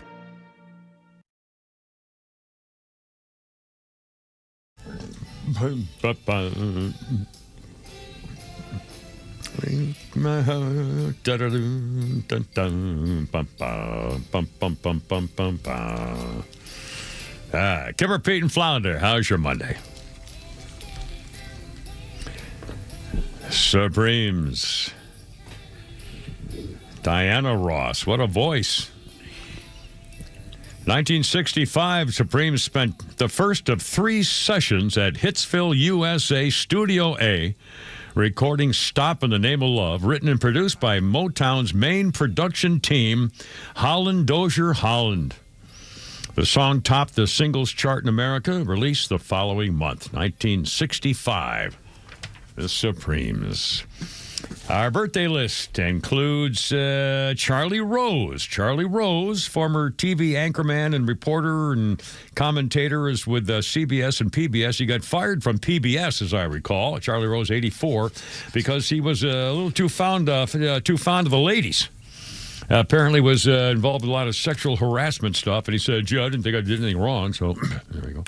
And by the way, ironically, Flounder and I were just talking about doing a bit involving trannies, but we may have figured out later. But ironically, there's a story in the news here, Flounder, which is perfect. A gym goer Let's see if we got this kid's name here. A gym goer at Planet Fitness in California was turned in by a woman named Grace Hudson, who was in the ladies' room in the restroom at the gym's Concord location outside of San Francisco. And this happened some time ago, but it just exploded over the weekend. The video came out and the comments came out. This girl, Grace Hudson, went into the gym's restroom at the Planet Fitness, and there's a guy in there, and he's, he was making love. And there was nobody else in the restroom at the time. But he was making love anyway. And this girl said, oh, my God, oh, geez, whether you're tranny or not, you can't be, snarking your snark there in the ladies' bathroom. My God, man. So she went to the front desk and said, there's a guy in there who was making love there, but there's nobody else around at the time, unfortunately. And they said, we don't know what to do. And eventually the woman named Grace, her boyfriend was there, and he confronted the tranny and apparently handled the situation. But it's coming out now. The girl said, I didn't know what to do. I mean, what should I have done more? Called the cops? And the people didn't know what to do. I mean, this is freaking ridiculous. I mean, who would even have thought of that? Well, this is a tranny lefty that attacked J.D. Vance's, the vice president's house. Yeah. It's another tranny. Another one, yeah. They're mentally insane. Is that what the final thing was? They finally... Yeah. Is that what it is? From a liberal family of doctors that vote and fund Democrats. Yeah. Broke into J.D. Vance. Attacked J.D. Vance's house. The family wasn't there, thank God, but he's breaking windows and tried to break in, I guess, or do they know anything more about what he was doing? It's a he thinking it's a she because it's mentally insane. It's just... I don't do well with insanity. So no, that's just I don't do well with it. That's not right. A couple of weird showbiz... Well, speaking of freaks, we got another Will Smith story in the news. Will Smith being accused of sexual harassment by a guy who plays the violin. He was hired, his name is Brian Joseph, hired to be part of a major tour with Will Smith. And he said Will Smith was trying to groom him to have sex. He filed a lawsuit against Will Smith saying that a bunch of events took place during his tour a few months ago, deliberately grooming and priming him for sexual exploitation. This guy Joseph said apparently Will Smith broke into his room in Las Vegas and left the sexual threat of violence with a note that was left behind saying, Brian, I'll be back, just us, with a stone F and a heart on it. He found wipes, a beer bottle, a red backpack, a bottle of AIDS medication, and an earring and some hospital discharge paperwork belonging to somebody else. He said, my God, he went to the hotel to complain and to the band people, and they shamed him and fired him. And so he's suing Will Smith for being. And didn't we hear about Will Smith really going at somebody in prior things there, and the thing with the thing there, Will Smith behavior thing? Yeah, I don't know about that. No, I don't think that was him. Who was it who got caught? that was Puff Daddy. Yeah, Puff Daddy got to it too. Anyway, but Will Smith is now. I don't know any more about this, but that's all right, Cameron, because they're both black. That's it, huh? Yeah. Those gay black guys. Yeah. Those switch-hitting gay guys like Barack Hussein Obama. Gay switch hitters. Yeah. Allegedly. Yeah, that's allegedly. Yeah. And Mickey Rourke is broke and needs money to pay rent. Have you seen those pictures? Yeah. Good Lord. What that guy did to his face? That's the best he's looked in years. Yeah. He's looked worse. Yeah. Well, he's still. I mean, he's a boxer now. I mean, if you're, but they're saying what he apparently he has. Well. He is basically going to be homeless. He owes $60,000 in rent. He has a GoFundMe page. And they say he's raw and fearless and utterly original, but, danger paired with vulnerability and toughness paired with a heart. He stepped away from Hollywood in search of truth and authenticity, choosing risk over comfort as a boxer, left him physically and emotionally scarred. An industry that celebrated him moved on quickly without him. Health challenges, financial strain, the quiet toll of being left behind. And it says, fame does not protect against hardship, and talent does not guarantee stability. They've raised $100,000 or so for him. Mickey Rourke is basically homeless, lives paycheck to paycheck because his movies aren't making anything, and he can't get hired for anything. So he signed a monthly rent earlier last year for $5,200. Then it went up to $7,000 a month, and he doesn't have any money. Mickey Rourke. Jeez. He's in an Iron Man movie. I mean, my God, he was in a million different movies. I mean, he's, 9.5 weeks. Kim Basinger, wasn't she the hottie in that Yes. one? Yeah. Yes. Oh, Lordy. And he was in the movie with Angel The wrestler? The wrestler, but he was also in the one where he played the bomb maker for Ted Danson was the a lawyer, and it was Ted Danson was in a movie about a bomber. Yeah, he played one of the lawyers, and it was God, I hate when I do this. The star was a jogger, and he kicked in the woman's door and took her, and her husband wore glasses. The husband was in, the old TV movie about the Beverly Hills. Body Heat. Yeah, Body Heat. Mickey Rourke was not in that. was the bomb maker in Body Heat. He made the bomb for the guy. Oh, okay. All right. Yeah, All right. see, there you go. Anyway, one more Flounder's funny. Get me out of here quick. What do you got? People always go to me, what's it like? What's the difference? Raising boy, girl twins. What's the difference? I go, well, I'll tell you the difference. Raising the girls like raising 5 kids. Raising the boys like raising 1 old cat.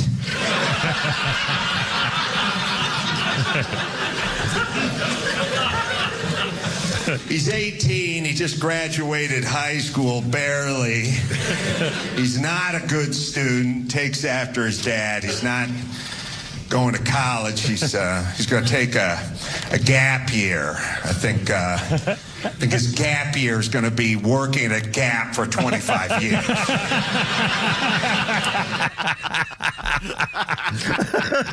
Who's that? Adam Flounder? Carolla. Adam Carolla. I should have recognized that voice, of course. I love when he shows up on Fox News once in a while, too. He's a pretty funny guy. Anyway, Kimber P. and Flounder. Boys, have a good one. Semper Fi. God bless America. Happy New Year, everybody. In the meantime, sing me home, Christine. That's right, baby. I got to go. You're killing me. Noisemakers. Herp and herp. Look out.